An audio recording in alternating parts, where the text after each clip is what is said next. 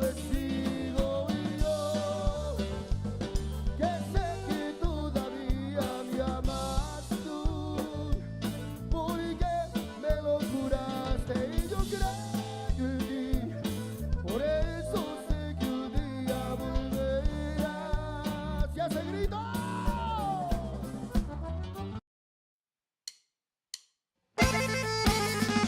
Me preguntan por qué escribo canciones de amor perdido, si para escribir bonito se tiene que andar herido.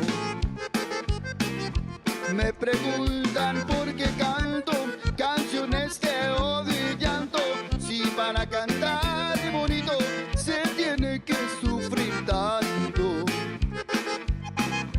Me preguntan por qué lloro cuando canto de tristeza, es porque un recuerdo de ella se me vino a la cabeza.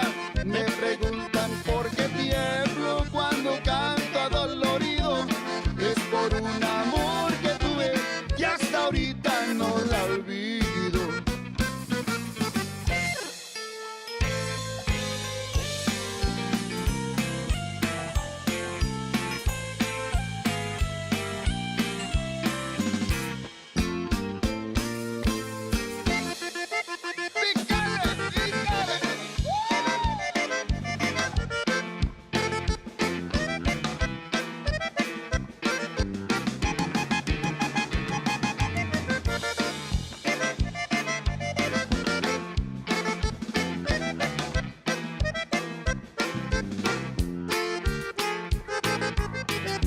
Me preguntan por qué escribo canciones de amor perdido, si para escribir bonito se tiene que andar herido.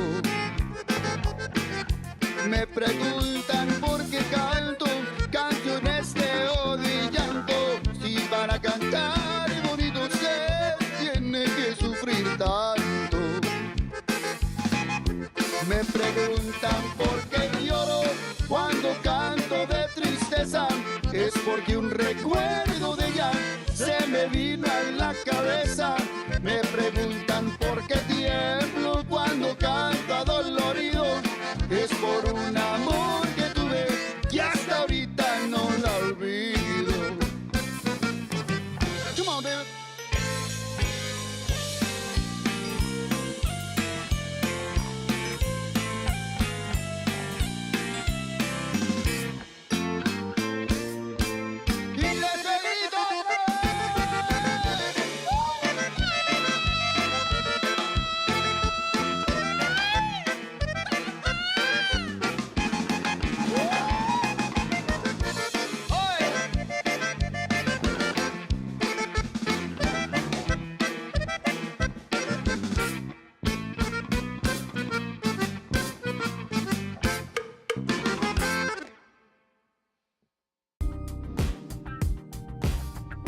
This is Gary Haas from Eagle Pass, Texas. Keep watching my dear friend Bumper's Wacky Wednesday.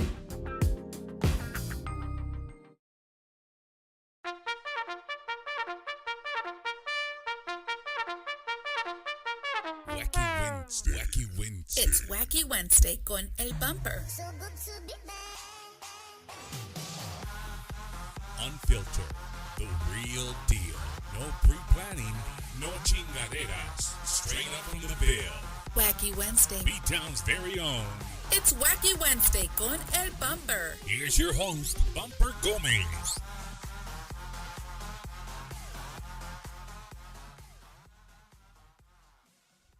Good evening, and welcome wherever you're finding the show tonight on this beautiful Wednesday evening here. Welcome to the studios, Bumper's Wacky Wednesday studio live here in San Antonio, Texas, where we're having some beautiful, beautiful weather. Prayers out to all my friends in West Texas, all my friends in Arizona, New Mexico. I know the winds have been really high and it's been pretty dusty out that way. So we hope you guys are staying safe.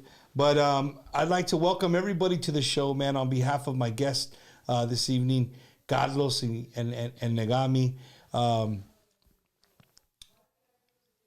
You guys are in for a cool show tonight. That's all I can tell you. You're in for a cool show.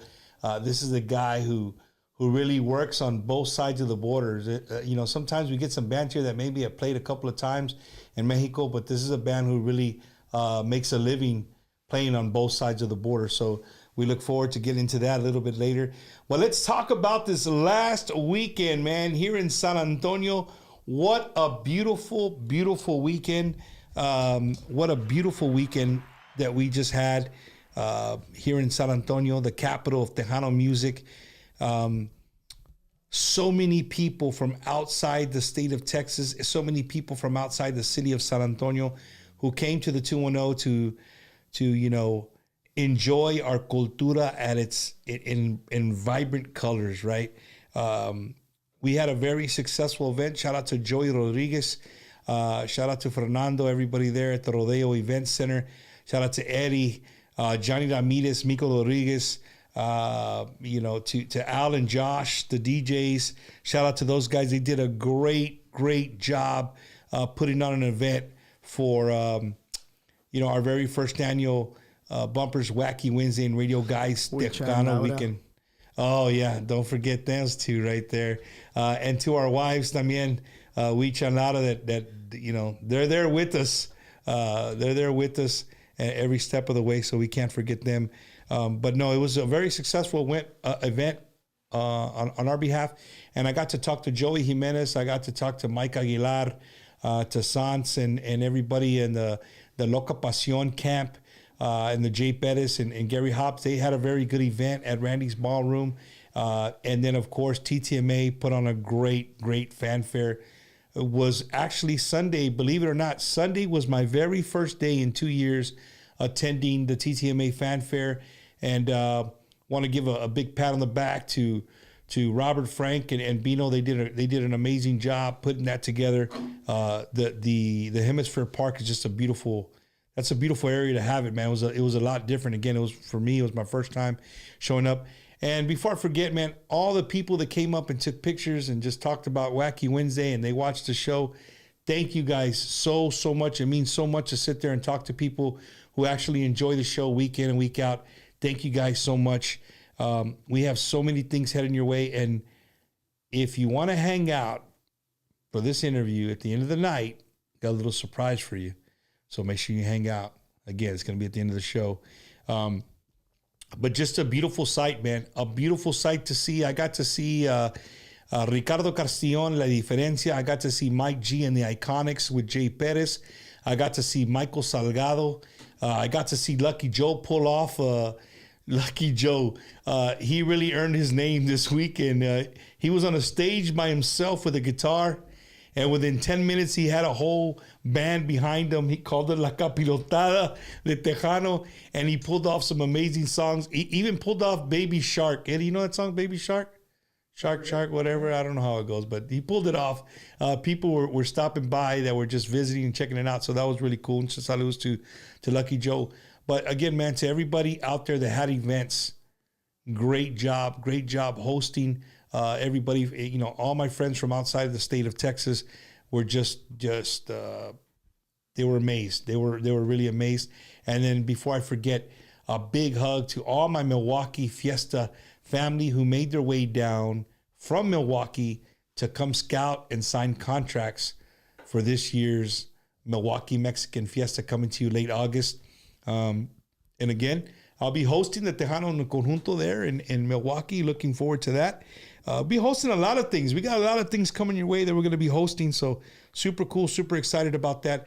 And again, just want to give a big thank you to everybody who came out from all over the world to San Antonio this weekend to enjoy our cultura in living color. And it was beautiful, man. It was a beautiful sight. I love to see the crowd out there just singing along to the songs and just jamming, right? Sitting there just enjoying our music.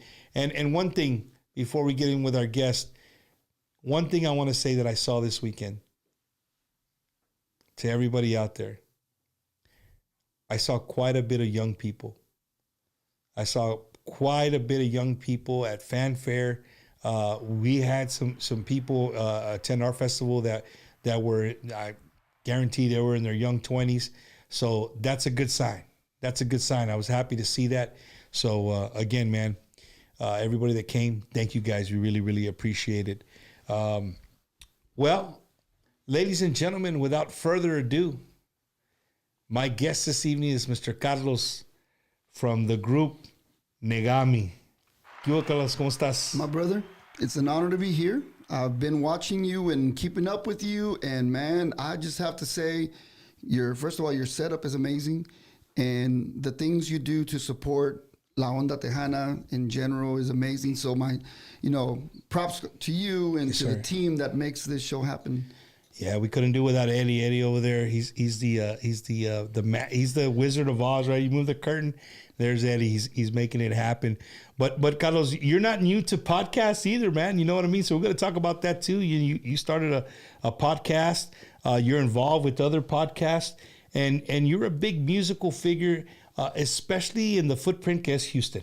It is. Right? Yeah, it is. Definitely Houston is a big footprint. I never thought I'd be doing podcasts because I've been a musician all my life. Right. Been a singer all my life. And then all of a sudden I get introduced to this whole podcast stuff. And like you said, Eddie, my hat's off to people like Eddie that are behind the scenes, pushing buttons and making things happen and making sure you stay online and all that stuff. So it's been interesting. Man. Hey, you can say es una chinga. Yeah, exactly. Una chinga buena. And lo que no ve la gente antes de que empieza el show, conectar and plug this and plug that and make sure everything works so I know how it goes. It takes a lot, man. It takes a lot. Well, I'm gonna tell you, we're gonna start off the show with something hilarious. Oh goodness. I have been a fan of Negami. I want to say my wife turned me on to Negami, or no, my good friend DJ Moyo. Un saludos to Moyo out there in Tampa, Florida. Yeah, in Florida. You know Moyo? Yeah, absolutely, okay. Man, absolutely. So to Moyo, he turned me on to Negami when I was working at a nightclub once. I said, man, that group just sounds different. It just has like a different vibe to it. It doesn't just sound like, not that all the Tejano sounds the same, but it just had its unique sound. It had its own, unique sound. So, as I'm, Negami. Well, one day Eddie's like, hey, dude, we're talking to Carlos, because Eddie does a lot of the booking as well. Yeah. I'm gonna throw him under the bus a little bit because I get slammed with people sometimes. Like it's Eddie, he's the one doing the booking. Blame Eddie. And so he's like, well, Negami, I said, dude, for years I tried to figure out how in the hell did they come up with the name Negami? It's not, Spanish dictionary, no hay nada, Negami. Like, what, there's nothing, right? So then he tells me, he's like, hey, wait, what is Negami backwards? And I'm like, it's imagine, it's imagen. Like, imagen? Yeah. I said, oh, now I get it, bro. Now I get it. So how did that happen, Carlos? How did you go from Nueva Imagen, right, to Negami? Man, the story goes even further back. Actually, when I started with La Música Tejana, I started off as the singer of Latin Image. Latin Image was a true horn band. Orchestra style. Trompetas y todo el pedo. Latin Image is a band that is based out of Denver Harbor, Texas. Denver Harbor, it's in Houston. I was about to say, Denver Harbor. It's because Denver Harbor is it's its own little town, man. But Denver Harbor is a neighborhood in Houston, Texas. I started off as a singer of Latin Image. Did that for multiple years. And then that became Imagen Latina. Imagen Latina... Latin Image, the name was changed to Spanish when we signed on with Abraham Quintanilla. Abraham found us. He wanted to sign the band. So we started doing tours with Selena Los Dinos, with Pira Estudillo, Jennifer Peña, and all that good stuff. When it was time to record an album, they wanted to make sure that Imagen Latina or Latin Image was an international type of a band. Because the goal was take Latin Image to Mexico. But we couldn't take Latin Image to Mexico under Latin Image, so le cambiaron el nombre al grupo a Imagen Latina. It's Latin Image in Spanish, Imagen Latina. So we do Imagen Latina. We release an album, Prisionero de Amor. Actually, Prisionero de Amor and Así Te Quiero, 2 songs off that album, did really good here in San Antonio. So we started touring. We did all our thing. Selena passes away. She's taken from us tragically. So then we're like, okay, so now what do we do? Abraham started focusing on Selena, all the bands kind of like just went their own way. The band signed with Abraham. Yeah. So I was at a point where I'm like, okay, do I continue with Imagen Latina, which was only about 2 years old, the name? Do I go back to Latin Image, which we had already got rid of the horns? We were doing keyboard, an accordion. So I made a big decision to start from scratch. I'm like, it's not Latin Image anymore. Most of those guys were gone. Imagen Latina, well, I mean, technically there was nowhere to go with Imagen Latina. So we decided to start from scratch, and we did. And it was time to figure out what name are we going to use. Fernando Silva, which is a songwriter that wrote most of the songs on the very first CD, it was actually his idea. He's like, what do you think about the word, the name Negami? I'm like, why? What do you mean? The word imagen from Imagen Latina flipped over backwards was Negami. I'm like, you know what? Why not? You know, I didn't want to be another Del Norte or whatever. I know what you mean. I know what you mean. So I felt that a one word name would work. And here we are 26 years later, Negami's still around. And that's all it is. It's la palabra imagen al revés. Wow. Al revés. And we kept Imagen from Imagen Latina. And of course, Imagen Latina is Latin Image. So we kept it in the family, basically. So, but that band kind of just, I mean, once you switched to Negami, there was no more Latin Image, no more. Correct. Okay. When we were Imagen Latina, we decided to transition to Negami. There was a period of maybe about 6 or 8 months where we actually were performing as Imagen Latina, and then we started doing shows as Negami. So when I would get phone calls. I want to inquire about bookings. I'm like, okay, are you trying to book Imagen Latina or are you trying to book Negami? It's the same shit, same band. But Negami started doing more music, a little more internationally sounding. You mentioned how Negami sounds a little different. It's just natural. We didn't try. We didn't like, let's sound like blah blah blah, which a lot of bands do that. A lot of bands, when they start, they're like, wow, we love Intocable, so we're going to sound like Intocable. Or we love Jay, we're going to play music like Jay. Negami is Negami. We do our thing. And so basically, eventually... If it's your mole, it's your mole. If it's your mole, it's your mole. So eventually, Imagen Latina just kind of, it went away. And then Negami came around. We did that first album, which did amazing. And that's the one that took us south of the border. Speaking of south of the border, man, it just freaking amazes me when I go across and I go down rabbit holes. I like to call them rabbit holes, right? I go down rabbit holes where I see Negami on stage in Monterrey, at a north, wherever, just at a festival in Monterrey. And there's thousands of people and they're singing every song at the top of their lungs, bro. You know what I mean? Yeah. And we come back to Texas and it's like, okay, if you get 800, 1,200 people, that's a lot for an event, right? But here you are in Mexico playing for thousands of people, man. And I would assume you've been doing with that your whole career as Negami, ¿no? Yeah. It happened very fast. El primer disco, y le mando saludo a gente. I see people sending shout outs. Saludo a toda la gente de Monterrey que nos está escuchando, gente de Puebla, Aguascalientes. We have a lot of fans throughout now. Saludo para Julio que entró hace ratito y mandó saludos. When Negami came out with the first album, Dicen por ahí, which we can talk about, is the song that's our flag. La bandera, como dicen, la bandera de Negami es Dicen por ahí, because it includes Ricky Martinez, que en paz descanse, from the Hometown Boys. That's a song that basically opened all the doors. So my first event in Monterrey, when we first went to Monterrey, first time ever, didn't know people were listening to Negami over there. We're like, nos habló un promotor, nos dijo, hey, quiero traer a tu grupo a Monterrey. I'm like, a Monterrey, okay. Si aquí está una rola, está pegando mucho. Una rola tuya, una canción tuya está pegando mucho. I'm like, una de Dicen por ahí. I'm like, oh, okay. So we dared, and we went for a 3-day weekend to Monterrey. Had the first gig, and Bumper, oh my goodness, man. It was crazy. From doing events here, like you said, you know, actually it's 200-300 people. I said 800, 1,200. No. Got it like that, 200 or 300. So shout out to the 20 people that went to the shows here in Texas. I'm serious. We go to Monterrey, our first gig.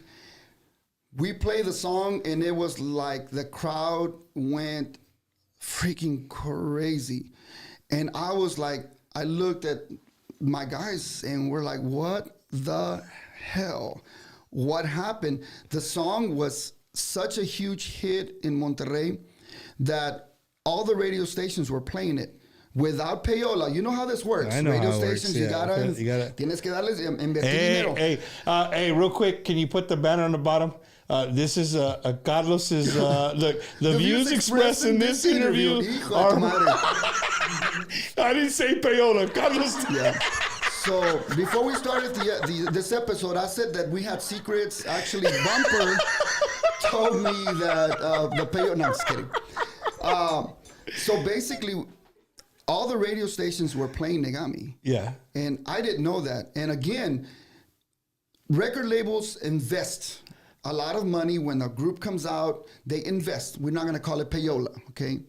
We call it invest. An investment so that they build a band and put their music on the radio. Whether you like it or not, they're going to play it so much you're going to freaking dream it. Yeah, exactly. Dicen por ahí became back then was viral. Now we have viral on the phones and all that stuff. That was viral on radio, to the point that pop radio stations in Monterrey, pop, that played Cristian Castro and played baladas, like they were playing the song because they had so much demand. People wanted to hear it. Bottom line is una with investment? No. On its own. On its own. So when we started doing some of the shows and we saw the numbers of people coming, it wasn't your typical, what we call los regios tejanos, because there's a lot of tejanos, mucha gente tejana que le gusta lo tejano en Monterrey, en Puebla, en Aguascalientes, everywhere. We started seeing crowds that looked younger, that looked fresas, like that's what they call them in Mexico. Fresas meaning they were dressed, like teenagers here. They weren't dressed with cowboy hats and boots because they were curious to hear the song live. So it really it's a blessing. And I say this, Bumper, I'm not trying to pat myself in the back. I'm not trying to say, no. This is a blessing from God. Diosito nos puso esta canción en el camino, nos puso a Fernando Silva, el compositor de la canción, and it just happened. And so Monterrey that was it. It was the biggest thing we could do everywhere we went. Shows full everywhere. My point with that, we started going deeper into Mexico. Like, los quieren en Tamaulipas. Los quieren en Puebla. Puebla is next to Mexico City. It's crazy. Los quieren en León, Guanajuato, en San Luis Potosí. And I'm like, wow. So it's been incredible, incredible. And we've maintained ourselves recording music. Keep in mind, we are independent. We still, to this point, don't have a record label. It's my own record label, Latin Sound Productions. We don't have a record label that's doing anything for us other than what we do ourselves. So even back then, even in 1999, 2000, 2001, you were doing it on your independent. Independent. So when I talk about payola and all that stuff, I didn't have money to be paying no radio stations. Well, now a lot of I would say the majority of Tejano is independent now, right? Right. It is.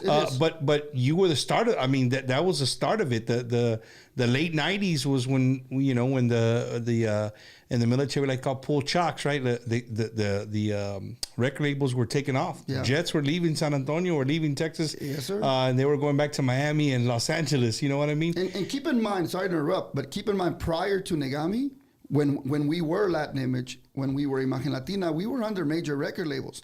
Latin Image was under Capitol EMI. I'm sorry, under Sony. Uh-huh. So we recorded 2 albums with Sony, and that was like, wow, man, major record label, back in the day. Yeah. Those 2 were produced by Bob Gallarza. Okay. Que en paz descanse también Bob Gallarza. If you hear those albums right now, they sound just as good or even better than some albums because Bob Gallarza is just a monster. Sony Records. Then we signed on with Q Productions, the Prisionero de Amor album under Capitol EMI. So I lived those days under a major record label that, you know, they made those pretty posters, ginormous posters and color photos, and they, you know, they invested money in the bands and put you on the radio. We did well, but we actually did a lot better once we were independent.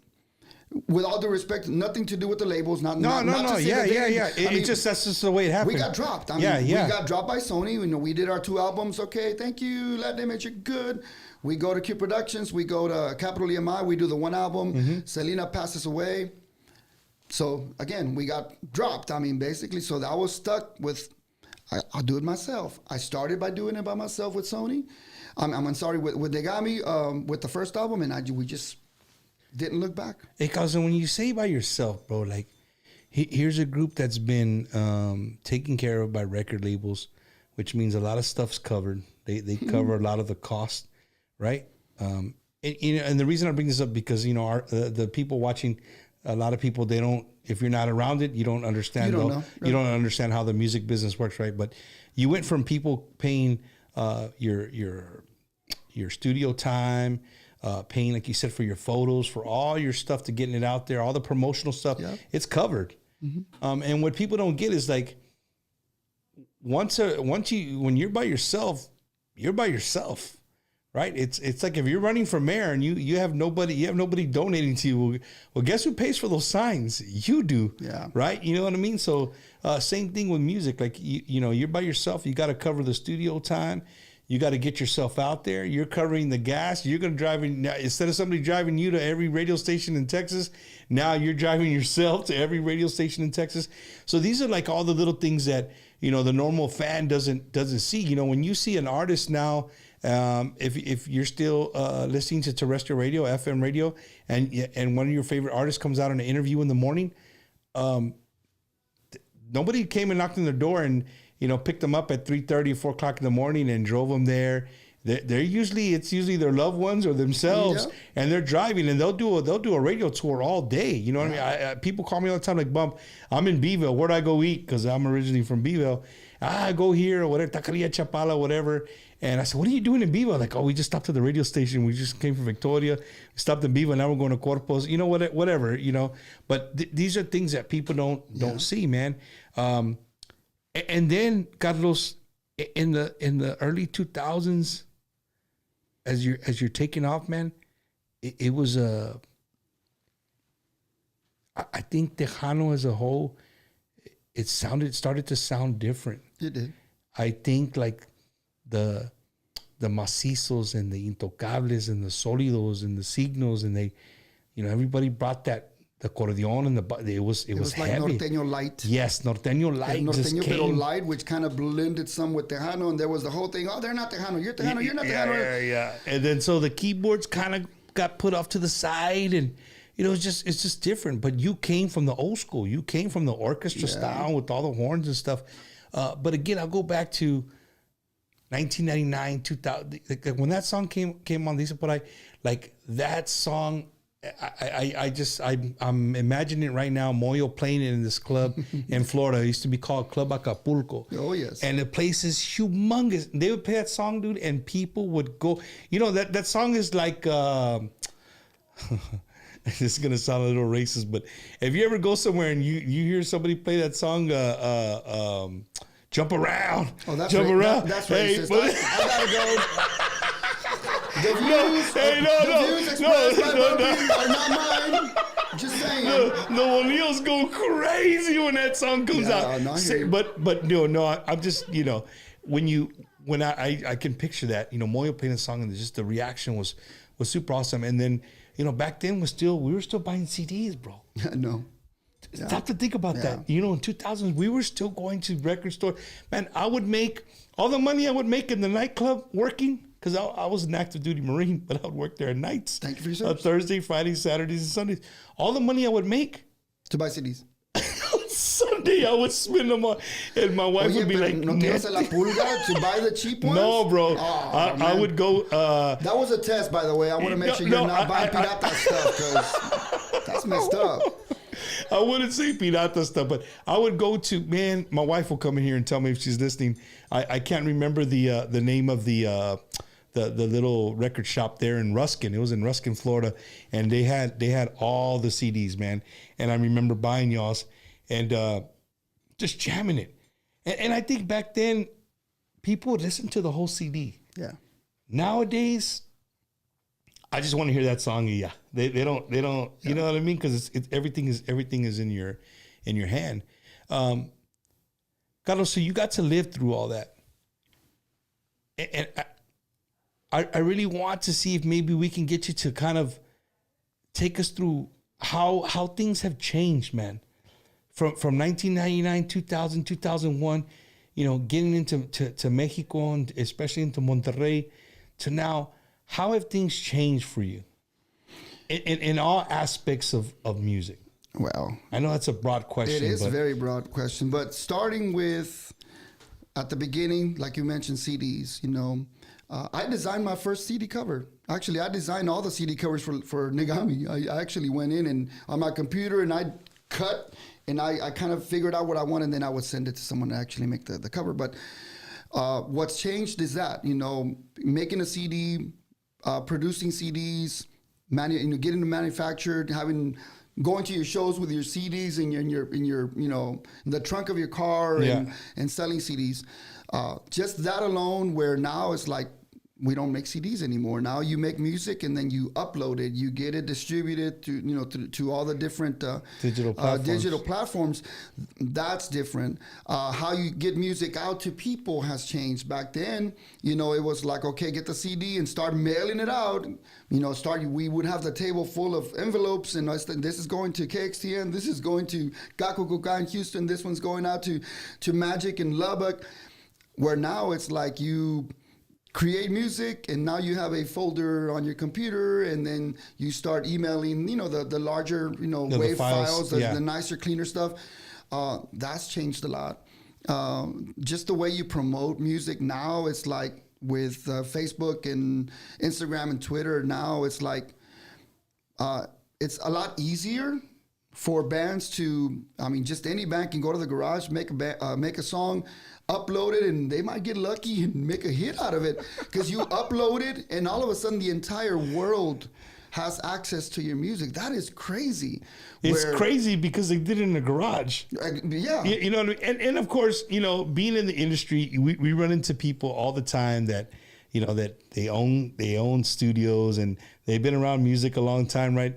But I always love the look where it's like, where they say, oh, you can tell they recorded that one in a house or whatever, right? And I'm like, shit, bro, that shit sounds good. I don't know what you're talking about, right? And that's one thing that we have to talk about because the average listener, the average person that's not like going to be looking for tuning and looking for the quality of whatever, they're listening, is the song catchy? Does it make me dance? Does it make me drink? I love it. Right? It's got a hook. And then you have those, it's got a hook. And you have those bands or musicians that are like, oh, no, it's going to have the best microphone possible. But sometimes the songs that are recorded in a garage can probably make a bigger hit than one recorded in a studio. So the studio, it matters. Don't get me wrong. It matters. It does matter, especially if you're dealing with, you know, larger radio stations that expect good quality. It matters. I'm talking about the average audience, la gente en general. Yeah. They like a song, it makes them dance, makes them drink. They're going to purchase it. They're going to like it. So I see that. And another thing that I see, and I've been seeing it here lately quite a bit. You know, the more I hang around musicians on my off time, right? My apologies ahead of time. The more I hang out with musicians ahead of time, you know, some musicians like some bands that the normal Tejano fan would scratch their head to. Now, let me explain that a little bit. I can go to a concert, or I can go to a baile, or to a cantina, or to a dance hall, wherever somebody's playing, and I can hear music, and I can be next to an musician, and sometimes vatos pesados, like, you know what I mean, like dudes that know what they're talking about. Mm-hmm. And they'll give me the like, that's okay. And I'm just like, what? Like, this shit is badass. They're like, what do you mean? dissecting the song, that's why. Yeah. But then I go to some, and I won't say the bands, Say the bands. Why But not? there's some there's some bands. There's some bands that when you're with the musician, they're like, dude, these dudes are freaking badass. Yeah. Right. Right. And I'm going like, from where? Like you know what I mean? What are you watching? But I get it. After so many years of dissecting and just trying to figure out what they're talking about, I'm starting to build my own ear, and I get it now. Yeah. There is bands out there that are very musically inclined. They are amazing musicians. You could put Joe Blow from the first karaoke bar you come to and put him up front. If that band's good, they're gonna sound con madre. Mm-hmm. They can help right. So there's some musicians that just kind of, they're a musician's band.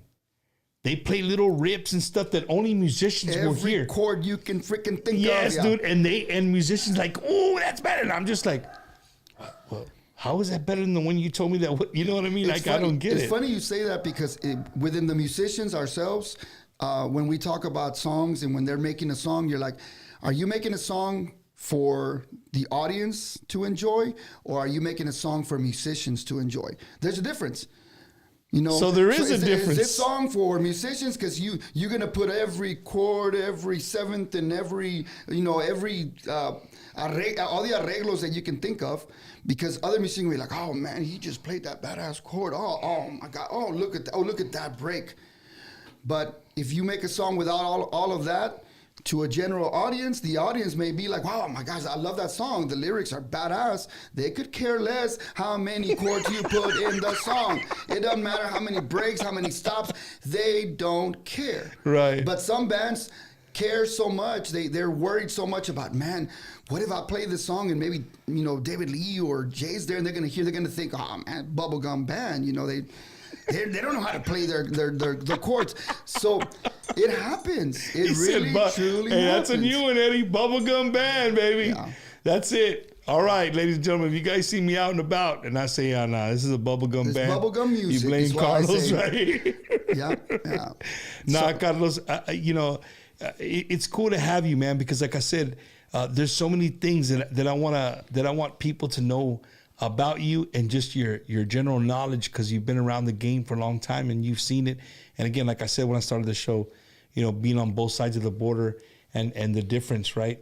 And the next subject we're gonna get into is gonna get kind of personal. Oh damn! Not personal to you, but just kind of personal to probably the viewers a little bit. The more that I do the show, I used to say, nah. When people would say that, but no, it's not, bro. Just get out your bubble, homie. Like that's this. But I see it more. Tejano is very cliquish. And what I mean by that, and I don't mean no offense to anybody, what I mean by that is like San Antonio artists, for the most part, they back each other. They're all about the San Antonio artists, right? Yes. So see, I can see his face already. You guys I can have a see. new image that I've been wanting to use. Another image? Yeah, let me throw it. Let me see. You got one? Let me see what you got. Can you see it? Oh my goodness! At the bottom, bottom left. What is that? He's graduated or what? What is that? Oh, yours. Which one? I don't see it. Oh. Okay, for the record, I am not making any faces. I'm gonna just talk like this the rest of the time. Look at this full pussy. Oh, wow, Eddie, my goodness. you're done, son. Threw me off what I was talking about, but it's all good. Hey, no, so going back, like I just see that it's very cliquish, right? A lot of the Valley groups, they help the Valley groups. San Antonio, West Texas. Dallas, I mean, I know there's some groups out of Dallas, but they just not that pop out of my head, right? I know there's a few. I might be wrong. I think like Rodeo, right, or Stampede. One of those. They're from that area. Yeah, Stampede for sure. And not Rodeo, Stampede. And so in Houston, of course, they had some monsters come out of Houston. Mm-hmm. La Mafia, La Fiebre, like all, you know what I mean? That area. Fama. Negami, Fama. What is your take on that?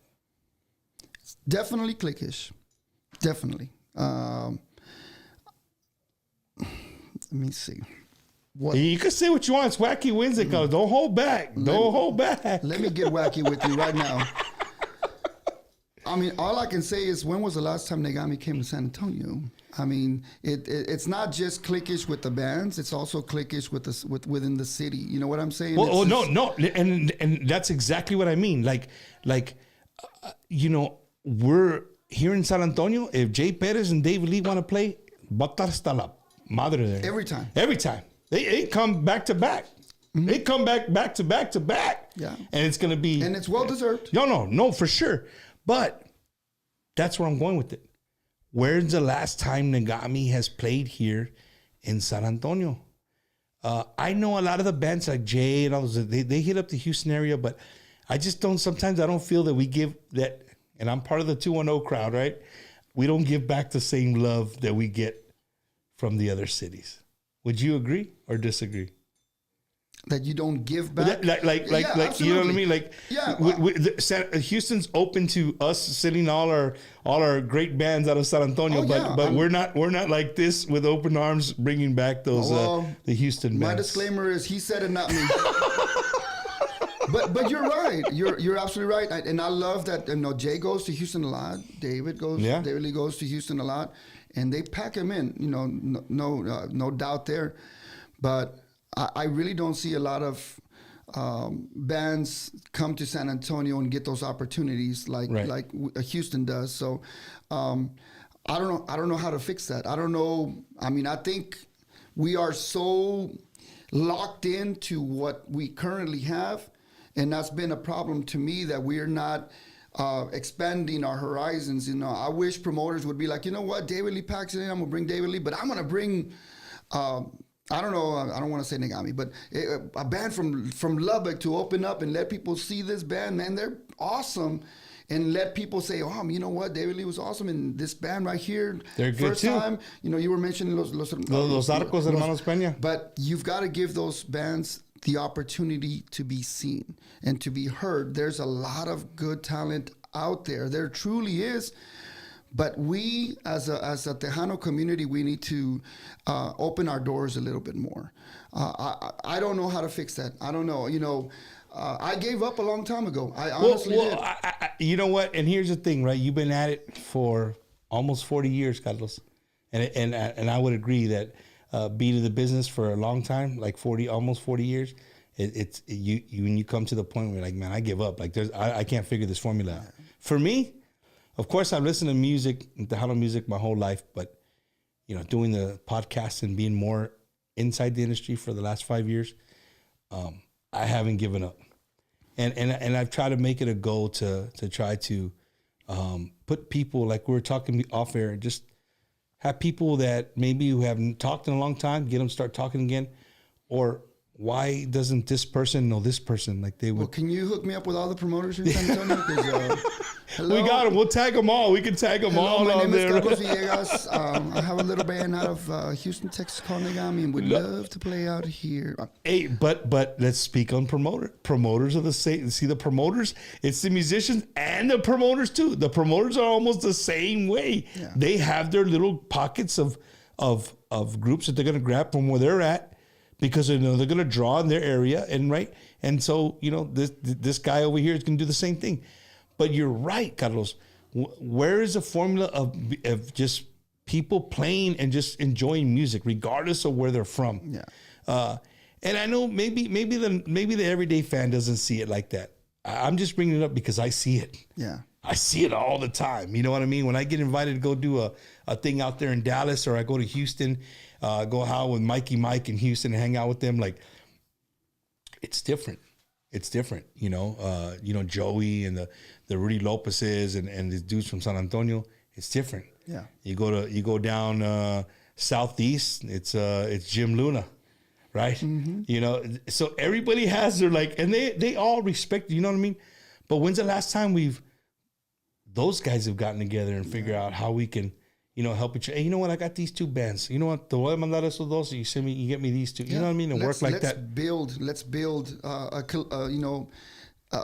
a team that's going to expand our views and expand our ears a little bit more, but maybe it'll happen, you know. No, it can, Carlos. It's just the thing is sometimes and here recently I've just paid more attention. It's like there's a lot of egos, man.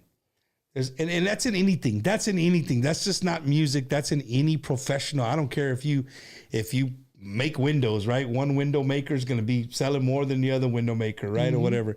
There's so much envidia, right? That's how people say it. There is, and I see it. I see it all the time.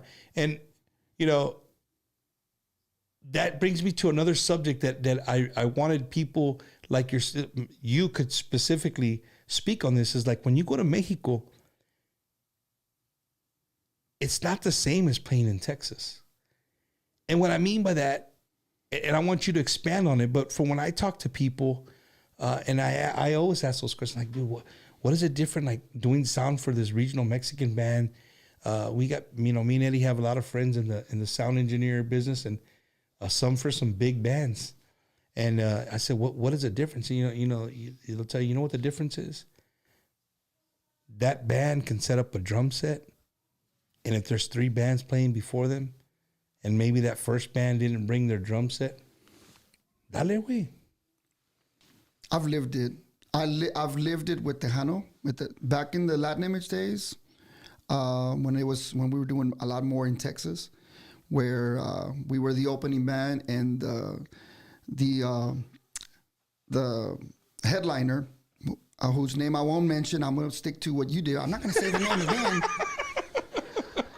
Would say, you know what, the stage is ours. Y'all opening up, y'all can set up on the floor, literally on the floor. And this happened in Florida, by the way. Wow, Moyo, you let that shit happen? No, it happened in Florida. We were there to set up. The headliner was already set up, and they literally made us set up on the floor in front of the stage with no lights. They let us use, out of their massive sound system, they let us use 2 speakers on either side and 1 spotlight. On the reverse side, we've done shows with, it's going to sound like I'm dogging Tejano bands, and I'm not. This is the reality that I lived. It happened to me. And you brought up the subject. No, so it's your fault. Dale. And working with some regional bands, they're like, oh, no traes batería, usa la mía. Oh, no traes tu bajo, ahí está, there's my bajo. You don't have a chord here. It goes. I think bands really, really support each other big time. They do. On the regional side. And things have changed. Don't get me wrong. I think we've moved on from you set up on the floor and I'm on the stage. I hope that doesn't happen anymore. I don't play in Texas very much. I hope that doesn't happen. Please, headliner bands, don't do that, please. We're a family. We're all doing it for the same reason. We're all have the same dream. We have the same goal. And we're all trying to make some money, you know. If we all work together, if you brought it up, if promoters work together, hey, let's get this package and let's do it in San Antonio, and then we'll grab that work here in San Antonio. Let's move it to Houston, or let's move it to Lubbock.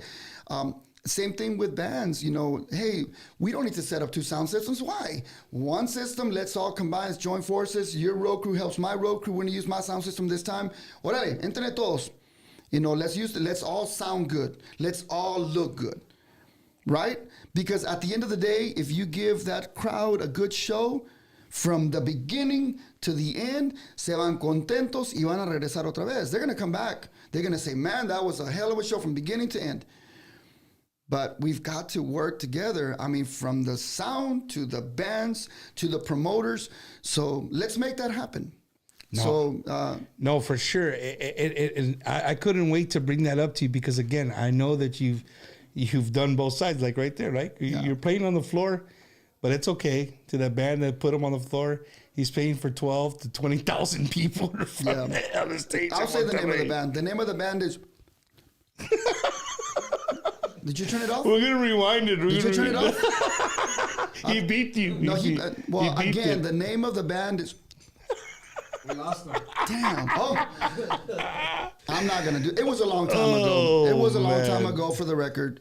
But I'll never, ever, ever forget that. That was the probably one of the worst moments of my musical career, showing up and excited to play and ready and being embarrassed the way we did. Is like on the floor. That was one. So you of never returned the favor to nobody. Not Never. returned the favor, but you never did that to another band. Never. That's good, man. And 'cause especially being the leader of the band, as I've been the leader of Negami and Imagen Latina for a long time, I would never, ever do that to anyone.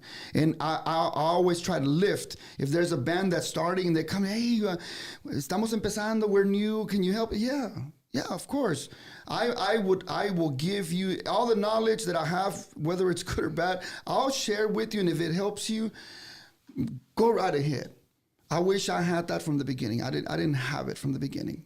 I saw a lot of hate, but again, this was in the past. This is in the past. No, for sure. And the reason I'm bringing it up, Carlos, again, because you're a person that can tell our fan base, our friends of Bumpers Wacky Wednesday, how it is. You know what I mean? When you guys see the reality, it is. And for instance, we talk about like fanfare, right? They have the multiple stages, and they have like this little satellite stages. And this is me, ladies and gentlemen. This is my own opinion, right? I think that if they were to this is again my own opinion, if they were to get rid of the small satellite stages, focus on one big stage, start earlier, and maybe yes, you're not gonna have all the bands are gonna be able to play that weekend. I get it. You're gonna shorten down the number of bands.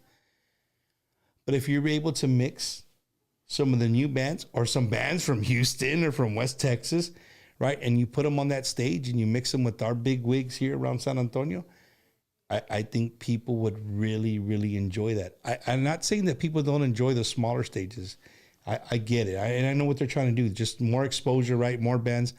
And I like it. Don't get me wrong. I'm just saying, as an outsider looking in, I think we would benefit. The bands would benefit more, and the fans would definitely benefit more. One huge stage, one big place, right? It's more controllable, and the sound is going to be the same for everybody, just like you said. Absolutely. One example we've done Nortex. It's one of the largest festivals in Mexico. Nortex is because they cater to Norteño and Tejano. We've been very blessed to do 2 of those. One example of the first Nortex we did, they set up massive concert type stages like the kind that rock bands will use. Yeah. They set up 3 stages side by side, 3 side by side, las tres pegaditas. They're stuck together, and the concept and all the bands get the same sound, they get the same lights, they get the same top notch everything. But the beauty of it, the crowd doesn't have to be jumping around. Basically, the crowd is there. One stage will kick on, the band kicks on, they'll do their set, and as soon as they finish their song, gracias, thank you, good night, lights go off, and bam, the stage number 2 immediately kicks on. On a different spot in the same area. They're side by side. When I say, we're talking about this is a stage, this is another one, and here's another one. They're literally stuck together. So when you get you're just looking from left to right or right to left. So if I'm looking at the stage, there's 3 massive stages in front of me, stuck together. So all of a sudden, I have Poder del Norte playing over here. And I'm watching them, and the system's amazing. And then they finish their set, and all of a sudden, La Mafia will kick on in the middle one. And I don't have to move. I'm just basically moving my head. Yeah. And then the third one, that's a cool concept. Because you don't have to move people around. And then you also have professional, top-notch stage gear, sound. All the bands will look good. All the bands will sound good. And you don't have to move people around. And as one band is done performing, the other one starts, they're already setting up the third band over here. And then the third, so it's consistent, nonstop. I think Eddie, what's the big one they've done in Austin and LA? The real big one, Bésame Mucho, right? Oh, the Bésame Mucho. So those I saw that they literally there's 2 they're back-to-back stages. So as one is playing for all these people, they're getting everybody lined up, ready to go here, and then the stage turns, boom. And then they're offloading these guys in a rotating stage. That's amazing. But it doesn't rotate the whole time. It only just to play for the new band. They're taking off the old band and they're putting the other band, and then boom, it switches. So that's how they can just keep the music going. Because sometimes I look at the thing, I'm like, how in the hell are they going to put all those But they got a system down, Yeah, man. They yeah. got a system, man. Yeah. Well, we got a system here, man. There's a lot of people that help us bring on Bumpers Wacky Wednesday, and we like to show them a little bit of love. So, again, man, if you see any of our sponsors, make sure you show them a little bit of love. If they're up your alley, if it's something you need, make sure you hit them up, man. Let them know Bumper sent you. We would greatly, greatly appreciate it. It's gonna be a Cinco de Mayo weekend Tex-Mex violent celebration like no other at the WC Social Club, West Chicago. Saturday, May 3rd, Midwest Conjunto Promotions presents desde Laredo, Texas, Tony, Tigre Science y La Rosa de Oro. Te irá mejor sin mí. Tony, Tigre Science y La Rosa de Oro. Maldito licor se me agota y no el dolor en mi alma. DJ Deluxe will be spinning the jam, and Bumper Gomez from Bumper's Wacky Wednesday is your special MC. Dance from 8 p.m. to 1 a.m. $35 gets you in. 18 and over welcome. The WC Social Club, 920 Roosevelt Road, West Chicago, Illinois. En vivo, desde Laredo, Texas, Tony, Tigre Science y La Rosa de Oro. Dime si soy. Saturday, May 3rd, Cinco de Mayo weekend. Brought to you by MidwestTejanoRadio.com and Midwest Conjunto Promotions. Don't miss it. ¿Qué me hubiera gustado saber antes de comenzar mi proceso de inmigración? Que con Villa Immigration Lawyers no estás solo. En Villa creemos en un servicio de inmigración diferente. No somos solo abogados, somos tus compañeros en este viaje hacia tu nuevo hogar. Llámale al attorney René Sarasúa al 210-97-910-18. En Villa eres parte de nuestra comunidad y de la familia Villa. Estamos aquí para apoyarte en cada paso del camino. Con Villa Immigration Lawyers, no estás solo. Comencemos este viaje juntos y hagamos de Estados Unidos tu nuevo hogar. Looking to purchase your dream home or want to sell your existing home? Call our friend Ricky Ray, the realtor, at 956-424-5724. He will help you get approved. No credit, low credit, no problem. So give him a call today at 956-424-5724. And we're back. Well, Carlos, you know, here we're talking about music, and we're talking about, you know, we're going to get into a little bit about how music can be so different, right? And our fans, we're working on our fans. We are. Here at Wacky Wednesday, I know our friends at Hot Tejano are. A lot of our friends are. We're trying to get the fan base to be a little more open-minded, right? As to say, a little more open-minded. But here at Wacky Wednesday, me and Eddie at the beginning of the year, we sat around and we said, man, what can we do to bring a little bit different, bring something to the show to help out not just new artists, but new music. Right. If Negami has a brand new song, but we want people to hear it so that way they can go out there and download it and check it out, right? Show y'all some love, because that's what we're out about here. I mean, that's what we're about here, around here. So with that being said, you know, again, if you're looking for a DJ, my boy Jammin' G right there, 830-281-0538, 830-281-0538. I got to meet him, bro. We're friends on Facebook, but I got to meet him personally this week. And saludos to him and his beautiful wife. They're sponsoring a new segment that we call What's Bumper Bumpin'. Okay. I'm going to bring it to you right here. You get to check it out right here, Carlos. It's time to check out What's Bumper Bumping. Pero me gustas tú, me gustas más tú, me gustas tú.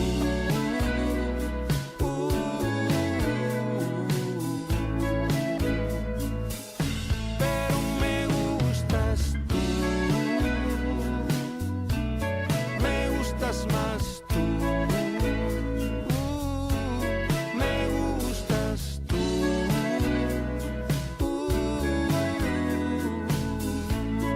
Bumper Bumping.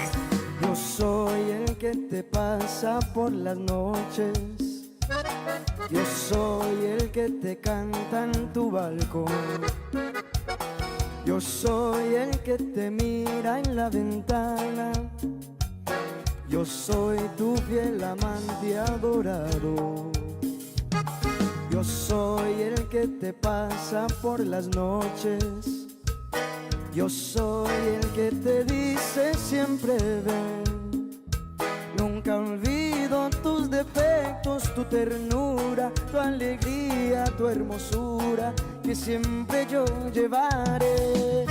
Y si mañana tal vez tú te arrepientes. What's bumper bumping?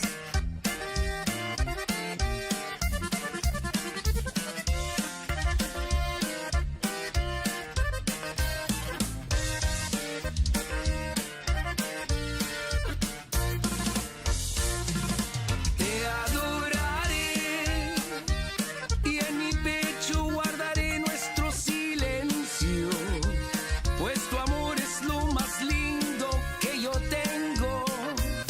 Hoy nunca te voy a fallar. And that is this week's What's Bumper Bumping. Hey, so what'd you think, Carlos? Good music, man. There you go, baby, right? Intocable, Secreto, Juan P. Moreno. Hey, we don't hold back here, baby. If you got something new, let us know. Send it to me. Send it to Eddie.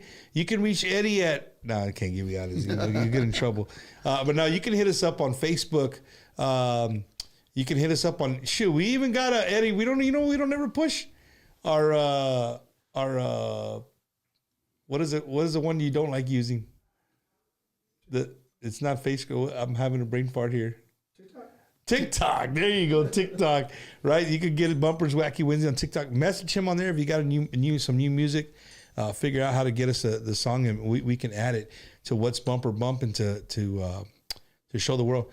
Un saludo to my good friend Angel DJ Suavecito Montemayor. Chinga, what kind of name? What the long name? One. Now it's a Suavecito, man, from Hot Tejano, Sunflowers, Chris Tejano, man, Andrew, all the ladies, all the guys, the street team. I forgot to tell them, Carlos, that what an amazing job Hot Tejano did. And we're going to talk about Hot Tejano, me and you, Carlos. They did an amazing job at Fanfare hosting that VIP tent. They had food all day, all 3 days. They had beer. They had vodka. And this is separate. This is not TTMA. This is Hot Tejano, the radio app. They hosted, if you were lucky enough to get a red band and get back there, it was all you can eat, all you can drink, bro. So I'm assuming you had a red band? I had a red band. Well, I had a red band one day. Did you get a red band? Okay, yeah. all right. Hey, but check it out, Carlos. So we're hardcore Catholic around here, right? So for Lent, I gave up sodas, Red Bull. People know me. I drink the shit out of Red Bulls. I gave up bread and I gave up rice. You gave all that up? I gave it up. Right. You only have to give one thing up. I gave a little more. Just I'm trying to lose a little bit of weight as well. But so there I am Sunday. Pues what do they have? The day before they had beef fajitas and chicken fajitas and both. They're like, can't eat that. Right? No. So Sunday when I go, they have chicken salad sandwiches. Oh, okay, well, I can't eat the bread, dude. But I'm rasa and I was hungry. Give me a fork. No way. I got the sandwich, the croissant ones. Lo abrí así y comí todo el pinche pollo adentro. I threw away the bread. That's how you roll. But I want to give them a big shout out because they were super awesome hosting. Not just me. Eddie was there. All my family. All the artists. Some of the artist family. Just doing a great job. Un saludos to Hot Tejano. Saludos, Hot Tejano. How are you with, we talked about social media and stuff like that. How are you, do you do your own social media? Do you have a guy, you have a manager of your social media, or does Carlos do it all? I have a guy that does each one of them. I have, so Carlos does Instagram, Carlos does Facebook, Carlos does TikTok. It's me. Yeah. I do it all. And to be honest with you, I was not too involved with it. Every once in a while I'd post, but then I realized that you have to stay on top of all of those. So here you are, Carlos, at my age doing TikToks and doing all kinds of stuff. If you can't beat them, join them, right? So yeah, no, I do it all. So you and your wife, have you done the pa allá, pa acá, that one? She does not like the camera. She will not get in front of a camera. Well, I think if you're to do that one, the Frontera little thing, I think you get a lot of hits on there. Yeah, she's like, hell no. She's like, yeah, no way. Now, we actually did that TikTok with our Thirsty Thursdays podcast that we have. Yeah. We had, as a guest, we had Rudy Olivares, which is Fito Olivares' son. Uh-huh. And here we are doing that with our little team did it, which is kind of fun. And then I didn't realize, my wife told me today, like, my daughter, Alexis, she asked, why haven't you asked her to do that bailecito? I'm like, I didn't think she would. I thought she'd be like, no, Dad, I'm not doing that. So as soon as I get back to Houston, we're going to do that. All right, there you go. You guys heard it here first on Bumpers Wacky Wednesday. You see Carlos from Negami doing the brand new TikTok challenge, man. Everybody that's joining this on YouTube, man, thank you guys. Everybody on Facebook. Somebody corrected me right away. Stampede is from Fort Worth. Don't say that. Those are fighting words right there. All right. Saludos to Bumper and Carlos. Hello from Rosenberg, Texas. Oh, yes. Mr. David Cantu. Let's see who else is on here. Tell Carlos to invite Bumper to the 2025 Negami Toy Drive. Ooh, Rocky yes. Gonzalez. Ooh, check it out, Rocky. You trying to steal my show or what, Vato? I know. I did my research on this guy. I know they do a huge toy drive. We do. We would love to be a part of that, dude. Okay, so am I hearing you say that you are committing to go to the toy drive this December 6th? And this is going to be our 17th annual Negami Toy Drive concert. So put it on your calendars. And we'd love to have you. December 6th, man. Very serious. I would love to be a part of it. I know it's been huge.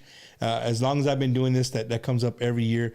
Our good friends at Tejano Up Radio, they do every year. They do a couple of ones that we here at Wacky Wednesday get involved with. A lot of the podcasts here from San Antonio, Tejano Up Radio is another app-driven radio here. Saludos to JoJo and all the guys from Tejano Up Radio. But they do like a school. We do a volleyball tournament. Mm-hmm. Where we bring all the Tejano artists and promoters and club owners, just everybody involved in the industry. Everybody gets a volleyball team together, and people can come out and hang out. But to come and hang out, you got to bring school supplies. Yep. So Tejano Up Radio does a good job with that, and then they also do toys for Tejanitos. I think they've done. This is going to be the 4th year. I think we've helped them with that, and the bands come and play for free, and people come out and bring toys and bikes and stuff for kids in the barrio. So it's a good thing. Speaking of your toy drive, how many years already? This is going to be number 17. 17 years. Was that something that just came about, Carlos? Or you like, hey man, I think I'm going to do this toy drive? It happened very quick, and my wife will probably correct me because I always get the story wrong. It's been so long. My wife's a teacher, kindergarten teacher. I also work for a school district in the Houston area. So basically seeing the impact, seeing the need, because, a lot of there's families out there that may be in need of support and won't say anything. And basically, that's what we experienced that first year, right before Christmas. We experienced a family in need, one of her kids. And I'm like, well, there's got to be something that I can do. So basically, I put my first Negami Toy Drive concert together in 2 weeks. I'm like, we'll just have a concert. I talked to a friend that owns a big hall. I invited some bands. We started promoting to, hey, come see all these bands, bring a toy. And that's how it started. The difference between my toy drive and probably a lot of others is that we actually deliver the toys ourselves. So you go house to house deliver them. Yeah, the ones we do, they either give to like the Blue Santa, which is like the police or the fire, or Toys for Tots from the Marine Corps. They do stuff like that. But I think what you do is not taking away from that, but that's very personable. Like you go and get to see the person you're giving the toy to. And I think that's what keeps me going, because every year we do give out to the schools as well. We do give out to schools, families that are identified ahead of time. But the families that don't ask for help, and it's the reason why I started it in the first place. The first one, that family, my wife had no idea they were in such need of assistance. Break started, we were off on break, no school for a couple of weeks. And then knowing that family needed help and didn't ask, didn't say anything, is what triggered it. So the reason why I feel my toy drive has been successful for so many years is because we actually collect the toys and we deliver the toys ourselves. We find neighborhoods in need. Yeah. I take a school bus full of volunteers. The largest U-Haul you can find, because I started with my truck and then a 5x8 trailer, yeah, and then a bigger U-Haul. Now I have to have the biggest U-Haul you can have. We cruise through the neighborhoods. We start playing music. We start honking with bullhorns, Merry Christmas, and then we'll start giving it out. But we identify the neighborhoods that we feel are need the help. Got you. I got you. I find that amazing, man, because it's in the world that we live in today, man. Everybody's so busy, and I see all the hard work JoJo and the Tejano, what people do here, and the ones that I'm involved with. And Houston's a huge, and your concert is huge, bro. I can imagine the time that it takes to put something like that together. And then that's the easy, I would assume that's the easy part. The hard part is finding the families and then getting, the logistical part, getting all those things out there. But Carlos, that's awesome, man. That really says a lot about who you are, man. A lot of people sometimes they kind of forget where they come from, and not that you come from that, but a lot of people just kind of forget that, there's people out there's need out there, right? There's a need out there, and the fact that you do that is super, super One cool, other man. side note, if you don't mind, that we do on the toy drive as well. When we collect toys, we actually have volunteers the day of the concert, and we identify the toy, boy or girl, what age group. We actually wrap everything. We do not give toys out just open. We wrap everything. We put labels on everything. That way, when kids get those gifts, if they don't have a gift to go under the Christmas tree, now they do. It's wrapped. And we experienced that early on where we would give out the toys, and the parents were like, don't open it because that's the only toy we're going to have this Christmas. So they literally would take it home unwrapped and take it to the tree. When I heard that, I'm like, okay, no, here's one, put it for your tree. Here's another one, open that one. Because, kids are kids, they want to open them. So it's a huge process. What we do, the concert itself, the volunteers, the wrapping, the giveaway, it's quite a bit. And I really, really would love for you to be there. And I want to send a shout out to all the bands that after 16 years have donated time. Hometown Boys have played for me. Ram Herrera, Shelly Lares have played for me. La Fiebre has played for me. These bands that I call and say, will you please do my toy drive for free? This is obviously, and they've all those bands and many, many, many more have donated their time to come to my toy drive to perform. So I cannot thank them enough. And it's not just me that makes this happen. It's my wife, the volunteers, and all the bands that do it for me. So that's awesome. Well, let me tell your wife, thank you, man.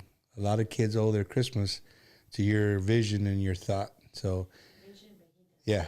But we know he does it. But just your initial vision, or having a student like that, led to this 17 years later, and you're doing, you're touching a lot of people, man. Again, Carlos, that says a lot about who you are, man. And when you go to Mexico, do you ever get to go, you don't just go and show up to the gigs? Do you ever you said all these towns that you got to go to.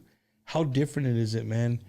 I've never, I mean, my towns I've been to Nuevo Laredo, I've been to Tijuana, I've been to Juarez, I've been to Matamoros. No, you gotta go deeper. I've been all the frontera, right? Most of the fronteras. You gotta go deeper in. And I've never been deeper. Now, don't get me wrong, I've been to some third world countries, and just some ugly, ugly places in this world. And not because they want it, their land is not ugly, it's just, it's an ugly environment that they live in, right? I cannot imagine that. Yeah.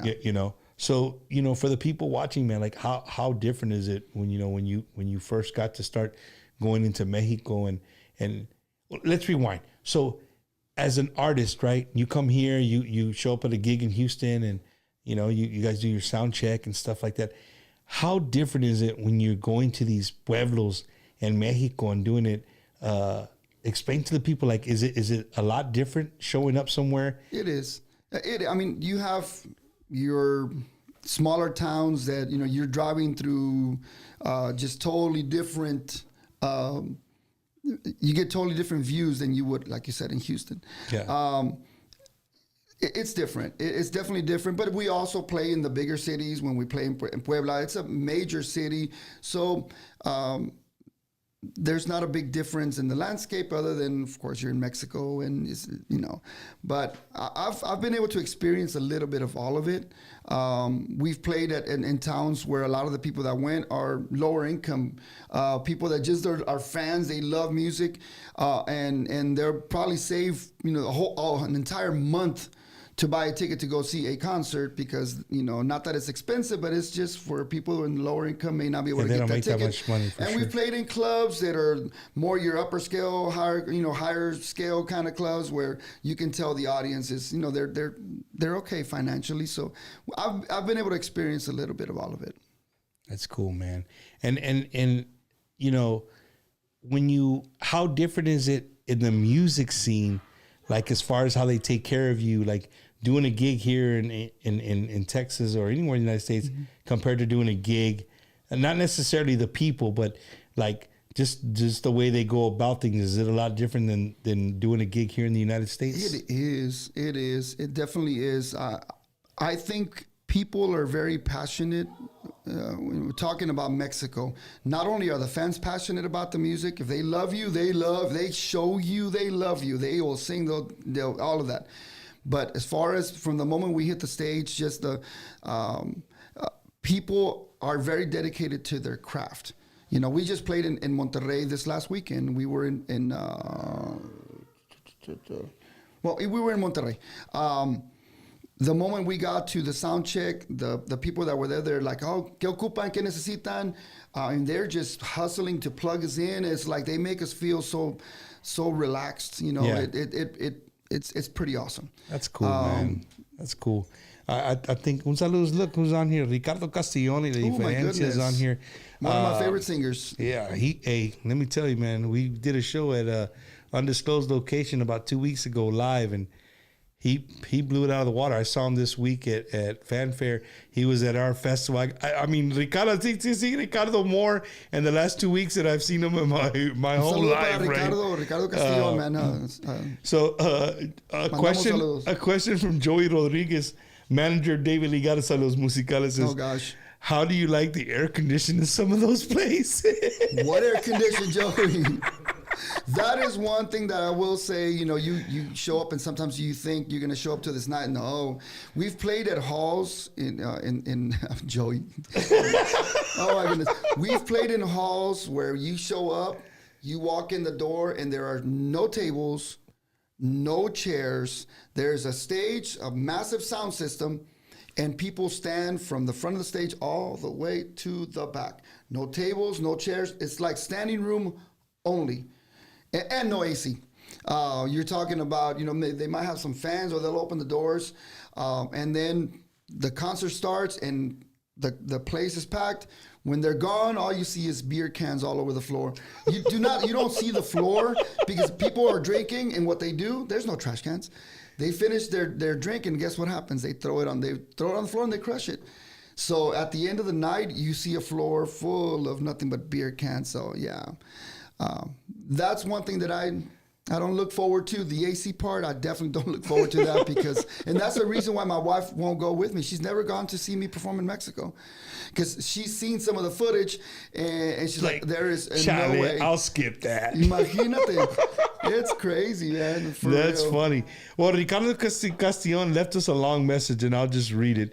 He said, brother, this Saturday, March 22nd, is my birthday. He's going to be turning 22. Ricardo Castellon. ¿Otra vez? Yeah, 22 again. Okay. It would mean the world to me if you guys could honor me with your presence. It's free admission, a gift from me and my guys, Ricardo Castellon, La Diferencia, for all the love and support you guys have been showing us with your new singles, Que Tropieza and Preciosa. So much love and respect, Ricardo Castellon. Oh, there you go. There we go, guys. So if you're looking for something to do this weekend, there you go.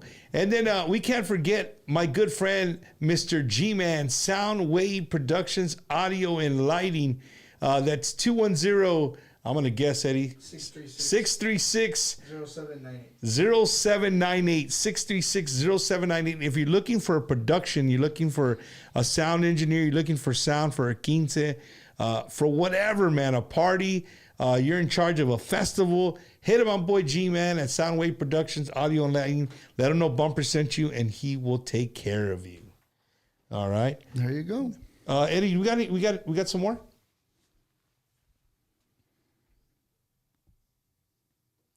All right, man. Coming up this weekend, March 21st and 23rd, a big sponsor of Bumper's Wacky Wednesday. They were a big sponsor. Thanks to Ron Hoover for our event this weekend. A boat and RV show brought to you by Ron Hoover. You're not going to want to miss it. Midland Park. Look at your wife. She's like, I know where that's at. 4511 North Midkiff Drive in Midland, Texas.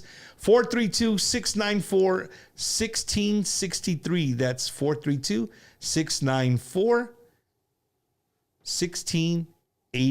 or 1663. Right? So go out there and check it out. If you're in the market to buy a brand new RV or boat, go out there and show some love to Leo and to all our good friends at Ron Hoover Boat and RV. And then for all my people out there looking to buy a brand new house, and I mean brand new, maybe you have some kids in your 20s or you have some kids in the 30s, or maybe yourself have never owned a home, right? You've never owned a home. You don't even know, sometimes, God knows, we're not even taught where the first steps of buying anything, don't right? Remind me of that. We just don't know, right? 210-363-3584, 210-363-3584, Vantage Bank Mortgage.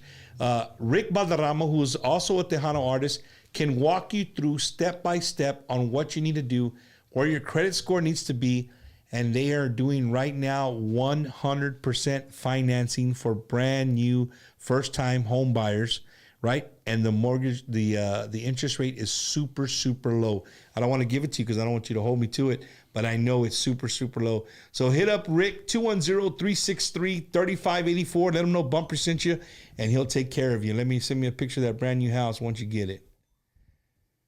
And we can't forget injury attorney Andrew Toscano, 210-732-6091. That's 210-732-6091. If you've been injured in a I don't know, any kind of automobile accident, whatever the case may be, and you see those big 4-4 and all that, then call this guy and that guy. Hey, those guys have a lot of cases, man, and they're cookie cutters. Would you agree, Carlos? Absolutely. They're cookie cutters. My boy, Andrew Toscano, is a local attorney right here in San Antonio, but he can help you all over the state of Texas. 210-732-6091. That's 210-732-6091. Let him know Bumper sent you, and he will take care of you. Gee, yeah, look at these guys right here. If you're looking for a DJ, and I mean a DJ or a dad and a son DJ crew, check this out, because these dudes right here are all over San Antonio. They kick ass. 210-739-7107. That's 210-739-7107. DeLuna Entertainment. Bad boy Josh, bad boy Al, outstanding DJs. Josh, super, super young, spinning all the Tejano. They can do everything, not just Tejano, not just Conjunto. So if you got a party for young kids and like, hey, we got to play, they can play everything, right? They know the crowd, and you'll never see an empty dance floor with these guys. So thanks to these guys. So hit them up, 210-739-7107. All right, we're good. Hey, who's that guy? Who's those guys in the bottom? I don't know who they are. Watcha. We even asked you about the band, Carlos. Who's the members of your band right now? We have. I've been blessed with some amazing people.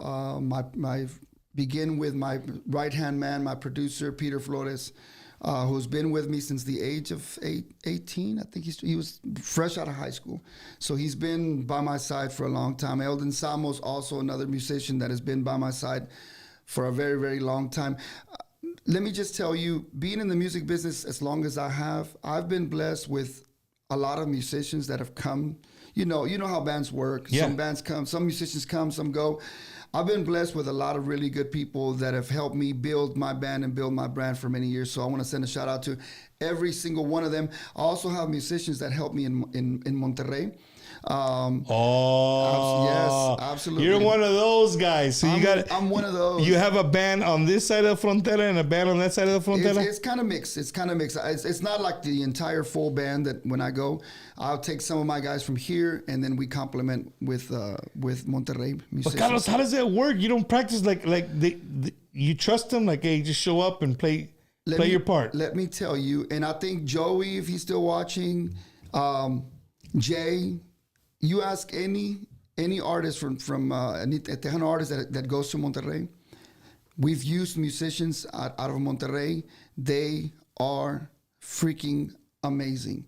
Any musicians that has ever helped me, I send them the music. I'll send them the set list. By the time I get there, it is perfect from start to bottom, and it doesn't matter what style, whether it's a fully Tejano song, if it's a cumbia, it doesn't matter what it is. So I want to send a shout out to the musicians in Monterrey. Are just simply amazing, and I think every artist has done it. David Olivares, shout out to my good friend, my compadre David Olivares. Jay, Emilio would have a band. Bobby Musicians, Polido does Bobby. it. So don't blame me. I didn't start it. They did. Now I know Bobby has. I got some friends in this side band, and I think he does take a couple of guys with them to the other side. But that's cool, man. That's cool that you guys can pull that off. And all this happens, unfortunately, we have to deal sometimes with musicians that just don't want to go south of the border. Mm-hmm. They're like, well, I'll help you over here, but I'd rather not go south for whatever reason that they chose not to go. And that's how it all basically starts. Where like, okay, well, my guitar player can't go, so either I find someone here, or I use one of the musicians that are already there that are simply amazing. And honestly, once you experience the musicians over there, it's like, damn, they're super awesome, man. I'm serious. So that's something that we have to do pretty much. Speaking of some of your music, Ray Martinez said, Carlos, do you guys still play La Colita live? Oh, my goodness. I cannot remember the last time we played La Colita because we had a Latin Image reunion. That was 5 years ago, 6 years ago? That's the last time you played it? And the opening video that you showed on your show today, basically that record was, I brought in some of the original Latin Image musicians and we re-recorded a few Latin Image songs. We didn't do La Colita on that particular recording, but when we performed live, it was an anniversary event. We did La Colita. That was crazy, yeah. Because we used to do La Colita when I was freaking 18, 19-year-old, and you're doing La Colita, and you're talking about this old man right here trying to do Colita. No, hombre. It's crazy. Well, you brought up something about, going to Mexico. And my wife's family, they're from Mexico, and they're from Querétaro. So that's way down there, right? And every year my father-in-law tries to convince me to go on a caravan and for Christmas. And you haven't gone? Hell no, bro. Dude. Hey, bro, I watched too many of those narco Netflix and too many of those shows that tengo chingo de miedo. That's la neta. That's the truth. Like, but and there is a reason why some musicians choose not to go. And so like, I had a great conversation with Lalo. Man, I can't think of his new band. We're gonna have him here soon. Lalo's played for Sólido Acordeón. He's done his own stuff. Lalo Morales, right? Lalo Morales. And so at Fanfare, Sunday, as a matter of fact, we had a great conversation. He's like, Bumper, he says, ¿por qué no vas a Monterrey? I got you. Like, you can stay with us. Like, come check it out. We'll show you the city. And I've always said, even with the Navaidas, when they were like, come on, Bumper. I'm like, no, man, like, Charlie, homie, like, it's going to be me. I know. It doesn't happen. Everybody goes and they have a good time. It's going to happen to me, right? But Lalo was like, look, dude, he's dual citizenship. And he's like, you just got to be 20 steps ahead of everybody. He goes, and I've been doing it so long. When they ask me a question, I'm already 4 questions in front of them, right? I already know what to answer them. You know what I mean? So I don't ever really worry. He said, I get where you're coming from. Like, if you don't know what you're doing, of course, you'd be scared. You'd have to be with somebody like that. That knows what's going on. Right. I would have to be with somebody who's from there, that knows everybody. Then maybe I would go. But I don't know, bro. I don't have a. It's different in the countries I've been to because we've been on a Humvee and we got a lot of machine guns and weapon systems. So well, I'll tell you, if you've experienced the valley, like on south of the border, but por el puro el valle de aquel lado, that's nothing. I recommend that you go to Monterrey. Monterrey is beautiful. You know, you think, oh, Mexico, Monterrey, third world, it's not a third world country. It really is beautiful. They even have a river walk just like San Antonio. I didn't know that. I've been going to Monterrey for I don't know how many years. This last weekend when I played out there, it was in Cadereyta, Nuevo León, by the way, now that I remember. One of my friends took me. Man, they have a beautiful river. Well, it's not as beautiful as San Antonio. San Antonio's, it's been there for a long time. Pero it's really, really nice. There's so many things to see in Monterrey. I've been trying to get my wife to go. Tampoco no quiere. But it is beautiful. And, some of the performances we've gone to Puebla, for example, just seeing the old school, the old towns and stuff. It's just beautiful. And it's they're safe. Clean and pretty, right? It is. And it's very safe. If it was not safe, I would not go. There was a time, a few years back where things got really, really, really, really crazy, where we stopped going because that was when there was a lot of infighting between the gangs and the carteles and all that. Yeah. So there was a time when we're like, okay, pause for the cause, but it's not. It's not bad. It's pretty fun. Cool, man. And so, speaking of, again, staying on Mexico and Texas, we're going to get to an ugly subject. Oh, darn it. Negami. Negami's music is definitely a sound that if played to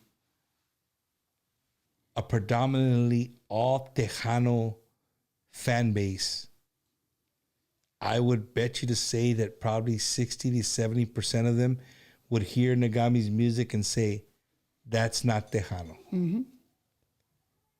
We'll rewind. I could take Negami and I can take him and put him in a regional Mexican thing area, and they would say, that's not regional Mexican. That's not norteño. That's not norteño music, right? Yeah. That's Tejano music.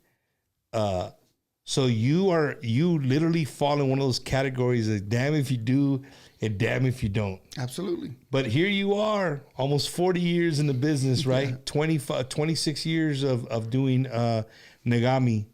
How do you do it? I gave up on focusing on the label. It's like, okay, they don't think we're Tejano. They don't think we're norteño enough. You're not regional enough. I finally decided that we're going to do what we do best. We're going to continue making music, try to select good songs that make people dance, that make people drink, whatever. And whatever they want to call us, Tejano, if they want to call us norteño, if they want to call us whatever, we're just Negami. That's all there is to it. We are Negami from Houston, and we do our best to, play some music that hopefully everyone will enjoy. And that's basically how it goes. You got to keep going, Carlos. So then, so back in 1935, I wasn't even born then. It was a battle. It really, truly was a battle at the beginning because, some clubs, some people did say, well, you got to bring this Tejano band. Well, they're not Tejano. But once I decided to give up on focusing on that, I think I finally let that go, and we just do our thing. So no matter whether it's a Tejano club or un club regional where they mix, they'll mix our music. They'll put us with a norteño band. They'll put us with a Tejano band. No le tengo miedo. We're gonna perform. I'm gonna do my best to entertain, whether it's all English speaking crowd or all Spanish speaking crowd. I'm gonna just give it 100%. Well, I'm gonna help you out right here. So he plays anything, right? You call it what you want. It's Negami's music, right? But here on Bumper's Wacky Wednesday, we like to drink the Mexican drink called tequila, right? So I gave you one. It's really, they won't tell nobody, but it's a shot glass from New Mexico. But we're going to put the new in the back. Nada más que se mira Mexico. Pa que sepa. Cheater. So there you go. So this is a tequila we like to drink on Bumper's Wacky Wednesday. Carlos called Quita Penas. Right? I don't know how many penas que te va a quitar, pero we just love to have our guests at least take one shot with Bumper para que pueden decir, hey, I took a shot with Carlos from Negami, right? So now tonight when I fall asleep looking at a YouTube video of you in front of 15,000 people, I'm like, I just took a shot with that guy right there. You know what I'm saying? So, but Eddie likes to focus in on the camera, and does Eddie get a shot? No, Eddie. It's too much. It's too much movement. It's too much movement for him. But you know what? We're gonna toast to Negami, dude, for all the great years of amazing music. And to many more years of new badass music. Dios te escuche. Salud. Salud. Salud. Oh, gosh.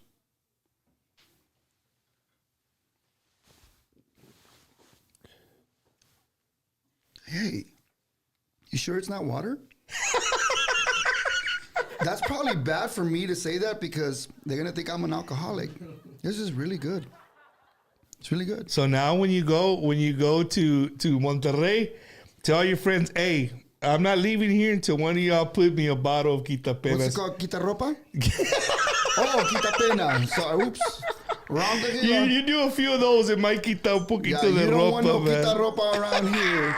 No, sorry. That was really good, actually. It's very there smooth. There you go, man. Thank you. No, it's we've grown to love it here on Bumper's Wacky Wednesday. And speaking of huge events, man, here coming up in the next few weeks in your backyard, in Victoria, we got a few events that we like to promote here on Bumper's Wacky Wednesday for everybody, for all the Tejano fans, so you know where you can go to find these huge events. And one of them is we're talking about Houston, Texas, and some artists, the Pride of Pasadena, man.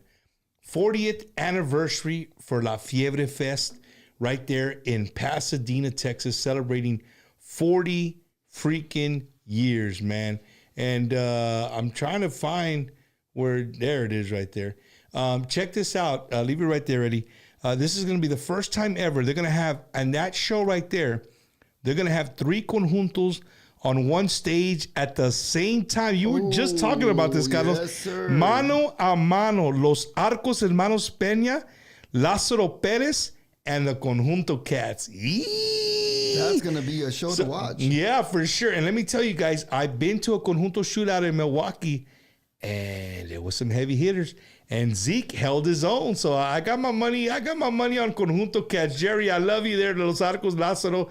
But I got my money on my boy Zeke there from the Conjunto Cats. So you guys take make sure you guys go out there and show some love to the 40th anniversary of La Fiebre, celebrating Fiebre Fest, Memorial Day weekend, Friday and Saturday, May 23rd and May 24th. We can't forget about this one, man. The largest Tejano festival in the United States of America makes its way again to Victoria, Texas, May 23rd, 24th, and 25th. I mean, look at that flyer, ladies and gentlemen. Bobby Pulido, right? The last time you're going to see Bobby Pulido in concert with Roberto Pulido as well. AJ Castillo, Michael Salgado, Marcos Orozco, Signo, Conjunto Cats. Man, I can't see everybody, Eddie, but you guys can see it right there. It's all brought to you by our good friends, Salazar Promotions, Mr. Frank Salazar. So I'm going to yell at Frank because if that one's full, we need Negami on that son of a gun for the next Memorial Weekend bash, because I know there's a lot of people down in that Coastal Bend, Victoria, Corpus, Goliad, Beeville area that would love to hear Negami on that festival, man. So again, guys, you guys get ready to invade Victoria, Texas, Memorial Weekend. Frank Salazar Promotions putting on Memorial Weekend Bash. We'll be out there. I'll be out there. Eddie will be out there. I know a lot of the Tejano stations are going to be out there, so it's going to be a good time. We look forward to seeing everybody out there. And then it's getting hot. You know, Carlos, it's getting a little bit hot, dude. Very hot. Dude, I got to rent a water slide, dude. Already spring break, it got a little warm. We got to rent a water slide. So my buddy Euchre Gonzalez, Robert Gonzalez, check this out, ladies and gentlemen. Another reason you might want to rent it. Es el hijo de Jimmy Gonzalez. Dang. Right? But he has a little side business where he has a huge water slide that you guys can rent. He'll come, you pay the price, you come, and he'll set it up for you. We got it, Eddie? It's in your front yard. I You was before I came in. There it is right there. Hey. Oh. Is there one footage of you coming down? Right, so hit him up right there, man. Fun. That would be fun. So that's what I recommend for the next episode.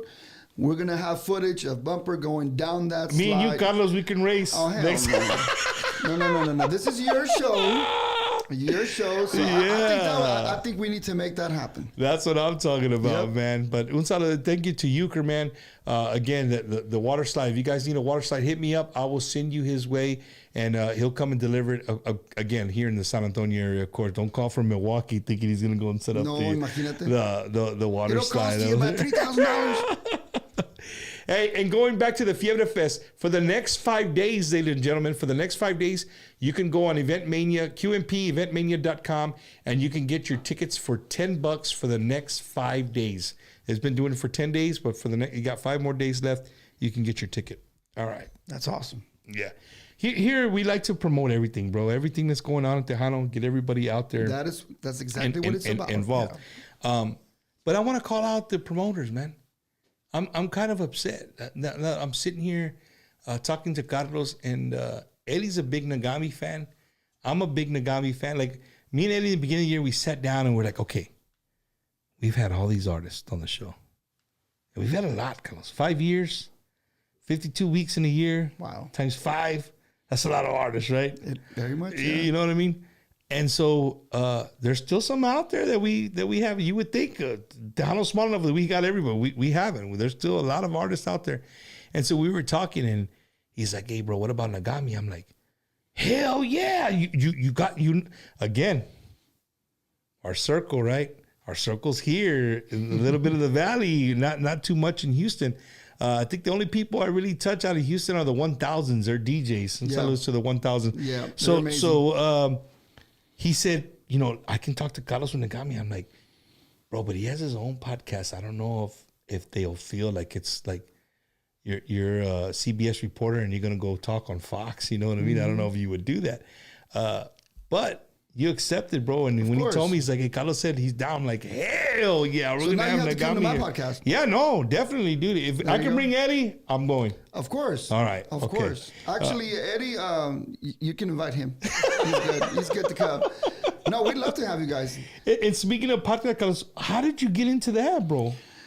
Ay, Dios mío. Well, we're talking about right now the podcast that is very active is called Thirsty Thursdays. It's a podcast that was generated from Up Above Entertainment. I'm actually part of the Up Above Entertainment. We have a brand new record label out of Houston that is literally like 7 months old. It's about 7 months old.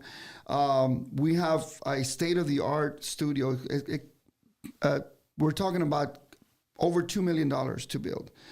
So ours took what, Eddie, about $1 million aquí? About $1.5 million. I put I'll tell you what, your studio is just a little bit better than ours, but it's all right, But basically, as part of Up Above Entertainment, myself, David Olivares, shout out to David, we were actually part of the company at this point. So it's not just Negami and it's not just David O. We're actually part of Up Above Entertainment.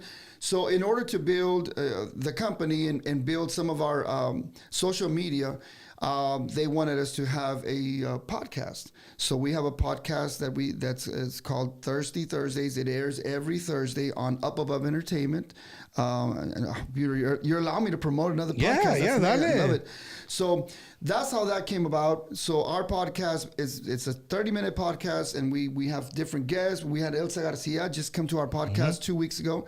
And it's just to talk about music, to talk about chismes, and it's just a way to, again, give more exposure to the artists, Tejano artists, not just from Houston, but from everywhere else. So. Yeah. That's great, man. I mean, you guys you have the same mentality that we have here, right? The same goal. What we're trying to do here, immediately we like to say, Bumpers Wacky Wednesday, keeping Tejano relevant. Yes, sir. That's our little saying, keeping Tejano relevant. But I find that cool, Carlos, because here's somebody that's been around for a long time, and you're accepting of all this new technology. you'd be surprised how many artists come in here and they're like, nah, Charlie, I don't do all that, right? And if there is somebody young in the band or somebody young in their crew that takes care of all that stuff, they just don't do that. And speaking of social media, does Carlos make his rounds? I like to ask the artists, does Carlos make his rounds around TikTok? Do you ever just kind of go down the rabbit hole of TikTok and go through? Because, and the reason I say that is because there is amazing DJs like the 1000s, like Jaime and Amanda, the 1000s out of Houston, or should I say Stafford, Texas area, right? H-Town.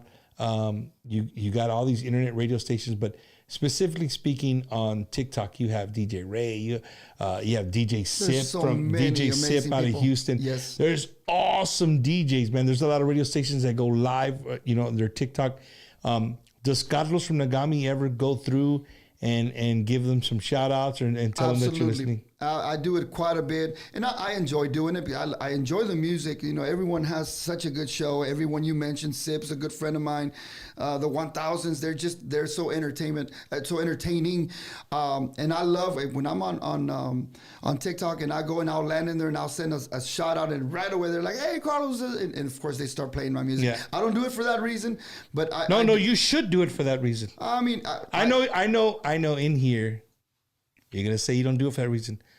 But you should do it for that reason, because that's how, in today's world, a lot of people aren't glued to the radio the way me and you grew up. Exactly. They're glued to this. Yep. You know what I mean? They're falling asleep going through TikTok and going through these things, right? So it behooves the artists to go through there and show these guys love, because they're the ones spinning your music. Absolutely. Man. And anytime we have a new release, aside from the radio stations, I take care of them as well, because they're out there spinning music.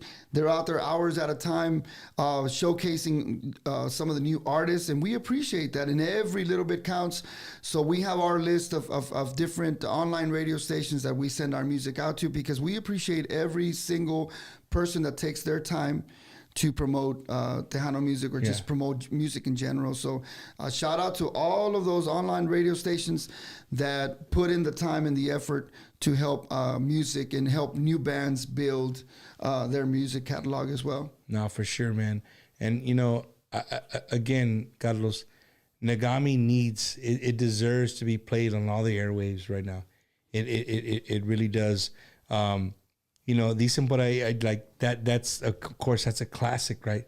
But you have a lot of amazing songs, dude. You know what I mean? You have a lot of amazing songs, and even before Negami, you go back to your Latin Image days. You have great music. Thank you. I appreciate great music, and it needs to be played, right? And to the artist, to the fan out there that are fans of Tejano music. If you call yourself a fan of Tejano music, I've said it a million times on here. As a fan, we need to be more open to music, period. Right? I don't know who it was. I saw an interview the other day where, the days of labeling yourself, as you were talking about, you weren't Mexican, you weren't Tejano, like, what were you? It's music. It's Negami. If you like Negami, like dig it. You know what I mean? And I just find it absolutely amazing that you're able to do what you've been doing for so many years, brother. For so many years. What do you have planned for the future, Carlos, for Negami right now? We have quite a bit going on. As you know, the first months of the year are always our slower time where we start dedicating time to create music. I actually have one song that's about to come out with a band out of Monterrey. I'm really excited. It's a conjunto out of Monterrey. They're called Conjunto Proeza. I recorded a song and actually shot a video this last weekend, so that's coming. I'm excited as part of Up Above Entertainment. We are going to release also within the next probably month and a half a song on this side. It's a cumbia that features a brand new rapper out of Killeen, Texas. What the hell? It's gonna be different. His name is Corey. Corey with the Keys. Look him up. He's pretty darn cool. And also we have a legend rapper out of Houston, those people that like rap music. Lil Flip, he is a... Hey, your H-Town's coming out, Carlos. Your H-Town is coming out. I'm super, and this is the first time I actually mentioned this, by the way, because it's been brewing. We finally recorded the entire song. So this song is going to be absolutely different from anything that we've ever done. It is a cumbia with a legendary rapper, with Lil Flip, and also a brand new rapper, Corey with the keys. And it is an all English cumbia. Wait a minute. Negami's doing a song with Lil Flip. Yeah. Yeah. Oh, wow. And this is, by the way, when I said I had secrets to come say, this is one of the secrets I'm actually letting out. I have not shared this on our social media. I have not shared this with anyone because I was going to save this for your show. Oh, man, I appreciate it. I'm trying to find a guy, because you said you were working with a group out of Monterrey. There was a guy I met this weekend, and he commented on here, and I'm trying to go back to the top. You said what's up to him. Era un vato de Monterrey. And Julio. What's his last name? You're going to catch me with no. Okay, it was Julio. You're right. It was. I got to meet him. Castro, right? Yes. Julio Castro. Julio es un gran amigo. He's a huge supporter of Tejano. Huge. He knows, like he knew more about me Then you knew about yourself. I did. No, cuando grabaste el tema, bla, bla, bla, like, oh, damn, I forgot about that one. Un saludo para Julio, un gran amigo, una gran persona que le gusta mucho la música tejana. I'm telling you, there's a lot of Julios out there. There's a lot of people. Bro, Julio found me and he came up to me. He's like, mira, tú no me conoces, pero yo te conozco a ti. Yo soy de Monterrey. Soy un fan de tu show. Me encanta la música tejana. I was like, for me, it was different. I was like, oh shit, like we're touching Monterrey. This is cool, right? And and the reason I brought that up, because he brought up a group that I got to hear. They were pretty good. It was something de Monterrey. La Raza Monterrey. La Raza Monterrey, dude. They're really good friends of ours. Bro, they were good, dude. Yeah. I'm telling you, when I say there's musicians that are amazing, that's what I'm talking about. Those are the musicians that I refer to, that they really take pride in their craft. There are some bands like La Raza that will play a Tejano song as good, and sometimes it's better than some of the bands out here. And I'm telling you, you can ask other musicians that go to Monterrey, and they will say the same thing. It's unbelievable, the talent that comes out of Monterrey and the love and passion for Tejano music. There are so many people that are soy Tejano de corazón, and they love Tejano music. Shout out going out to them. Salud para Julio una vez más. He's always supporting on all kinds of Tejano. That's awesome, man. Well, you know what, Carlos? We come to the part of the show where I shut my mouth. Do we have to take another shot? Or? No. Oh, I'm sorry. Oh, hey, we can do it, you know. No, I'm just kidding. Hey, but I don't interrupt. I just keep my mouth shut. Any shout outs, any saludos you want to do? The microphone is yours, sir. All right. I want to thank all the sponsors that make this show happen. First of all, as we know, you guys, both of you have worked really, really hard to build this show, and it takes a team. So I'll start by thanking all your sponsors that help you continue this show, week after week, month after month, year after year. So shout out to all of them. I want to send a shout out to all the fans that still keep Negami alive. We have fans all over the United States that still stay. They still support us in Florida and Chicago. And I see that because when I take a look at our Spotify and when I take a look at our Apple Music and I see where the music is being played, I know that we have a lot of people that still support our music. So de todo corazón, gracias to everyone that has kept Negami alive. It's tough out there not having a record label like I mentioned, but the fact that the people still go out and listen to our music keeps us going. So un saludo para todos ellos. Saludo a toda la gente from south of the border, nuestros fans de Monterrey, nuestros fans de San Luis Potosí, de Puebla, de Aguascalientes, de Puebla, de Tamaulipas, everywhere, toda la gente que escucha la música de Negami, de todo corazón. Gracias. And last but not least, you. Thank you so much for this invitation. This means a lot to me. Coming from Houston, as soon as I got the call to come out here, I was immediately excited to say yes. And thank you so much for what you do. Tejano music needs this. We need more of you to come out and really fight for Tejano artists and fight for Tejano music. So keep up the good work. Thank you, Carlos. Thank you. And I really want this to be I forgot the words I say, but I'm reaching out my hand to Houston because I do get a lot of messages from people in Houston like, man, you don't show the groups from Houston any love. You haven't had them on your show. And so we're breaking the ice right now. I know we've had a couple of groups from like the southeast part of Houston and stuff, but actual Houston itself and up north, we haven't. And we're hoping that Negami and Carlos can help us break that barrier down and start bringing some more bands from Houston.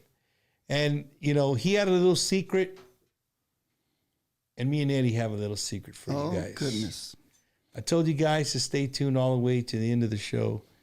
And having Carlos here has just been, for me, it's amazing because I'm a huge Negami fan, and that's what people forget. People forget I'm nobody, ladies and gentlemen. I'm not an artist. I don't even play the triangle, homie. Like, I just love Tejano music and I love our cultura, and so does Eddie. And we just love to put it on display and you know, talk about it and get to know the artist a little bit different. And that way the fans can see you differently, other than going up there, getting on a microphone and singing. Right. So he let out a little secret. You know, they got a little song coming up with Little Flip and another amazing rapper. And Carlos says something here that really hit me in my heart. Like, me and Eddie work extremely hard. We work extremely hard. I know sometimes it seems like we're just at Vilas dancing and having a good time. And we got to do that this weekend, right? We're with friends, you know, having some drinks or whatever. But we really do work hard at our craft in all ways and try to make the show better and bigger for you. And in 5 years, you know, this week is actually our 5-year this week. And next week, we're going to be coming to you with a new, our 5-year anniversary show. We're going to let you know where it's going to be at, who's going to be playing. You're not going to want to miss it. We're going to have a bunch of special guests. We'll invite Carlos down. Maybe he can make another trip down here on a Wednesday and get up there and jam with us. But where I'm going with is we work really hard in our craft and what we do, and podcasting. Carlos, he can attest to how hard it is to remain consistent every single week. It's a hard thing. You see podcasts come and podcasts go, but to do it every single week over and over, you can talk to anybody who started a podcast. It's not easy. I promise you, it's not easy. There's 100 things. We all got families. Eddie's got family. I got a family. We got work. We got all kinds of things we do, but we look forward to it. Well, I do. I'm not speaking on Eddie. You look forward to Wednesdays, coming here, hanging out, and getting to know some artists a little bit different. Bumper, what are you rambling about? Well, something has come across Bumpers and Wacky Wednesday that never in a million years did I ever dream of doing. I've had Little Joe, had Ruben Ramos, Carlos from Negami.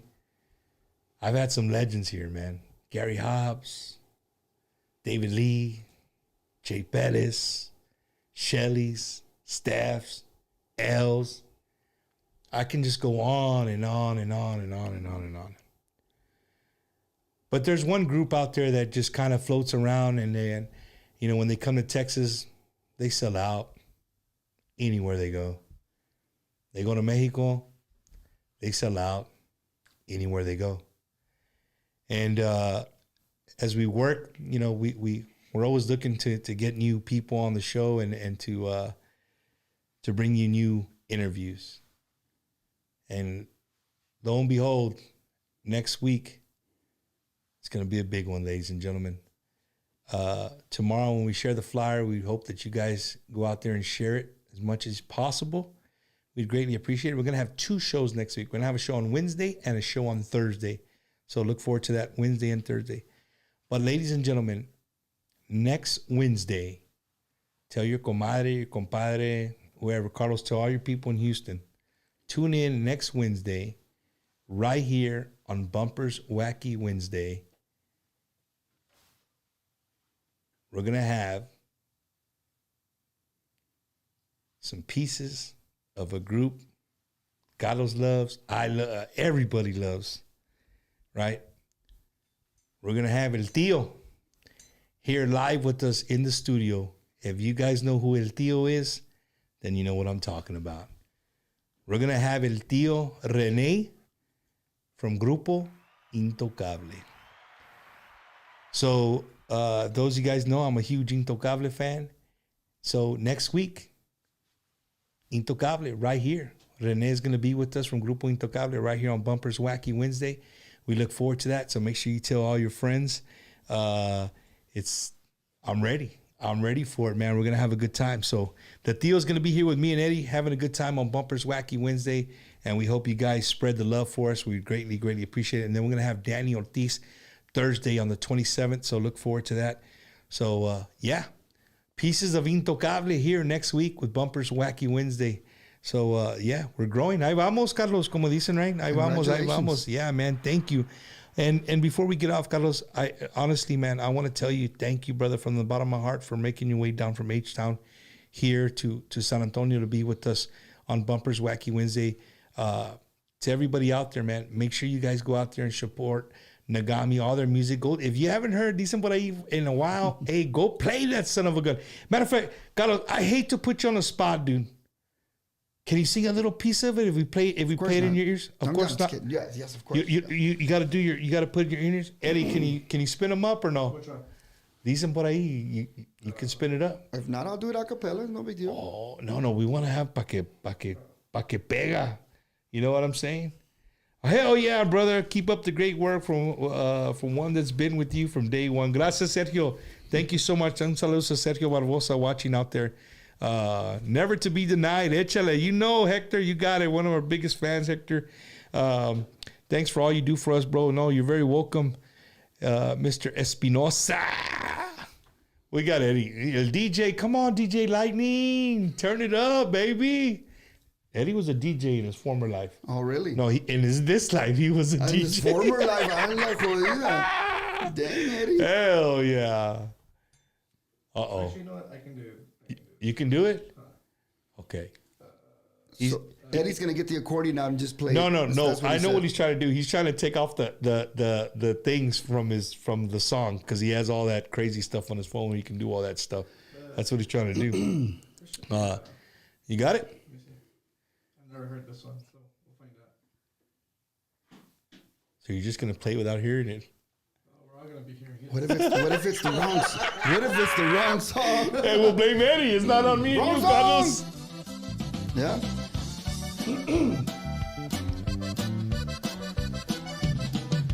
Dice por ahí que soy un tonto porque sigo enamorado de ti, que pierdo el tiempo si te sigo esperando aquí, en este lugar donde vivimos nuestro amor.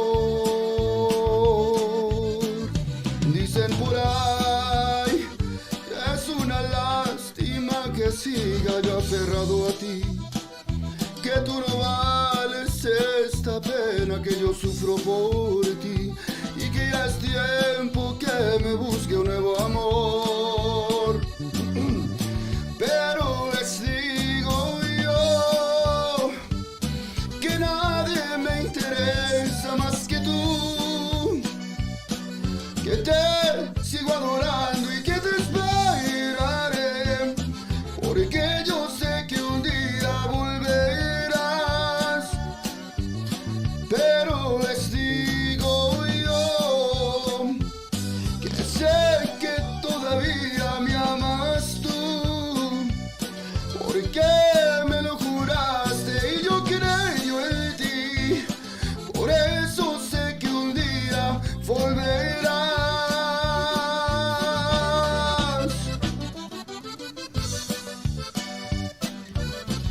Canción a dueto con Ricky Martínez, que en paz descanse, from the Hometown Boys.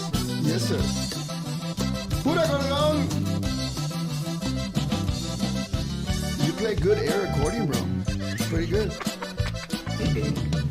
Dicen por ahí que tarde o temprano, poco a poco, yo te voy a olvidar, que llegará alguien que me ofrezca un nuevo amor de verdad, y que mi destino yo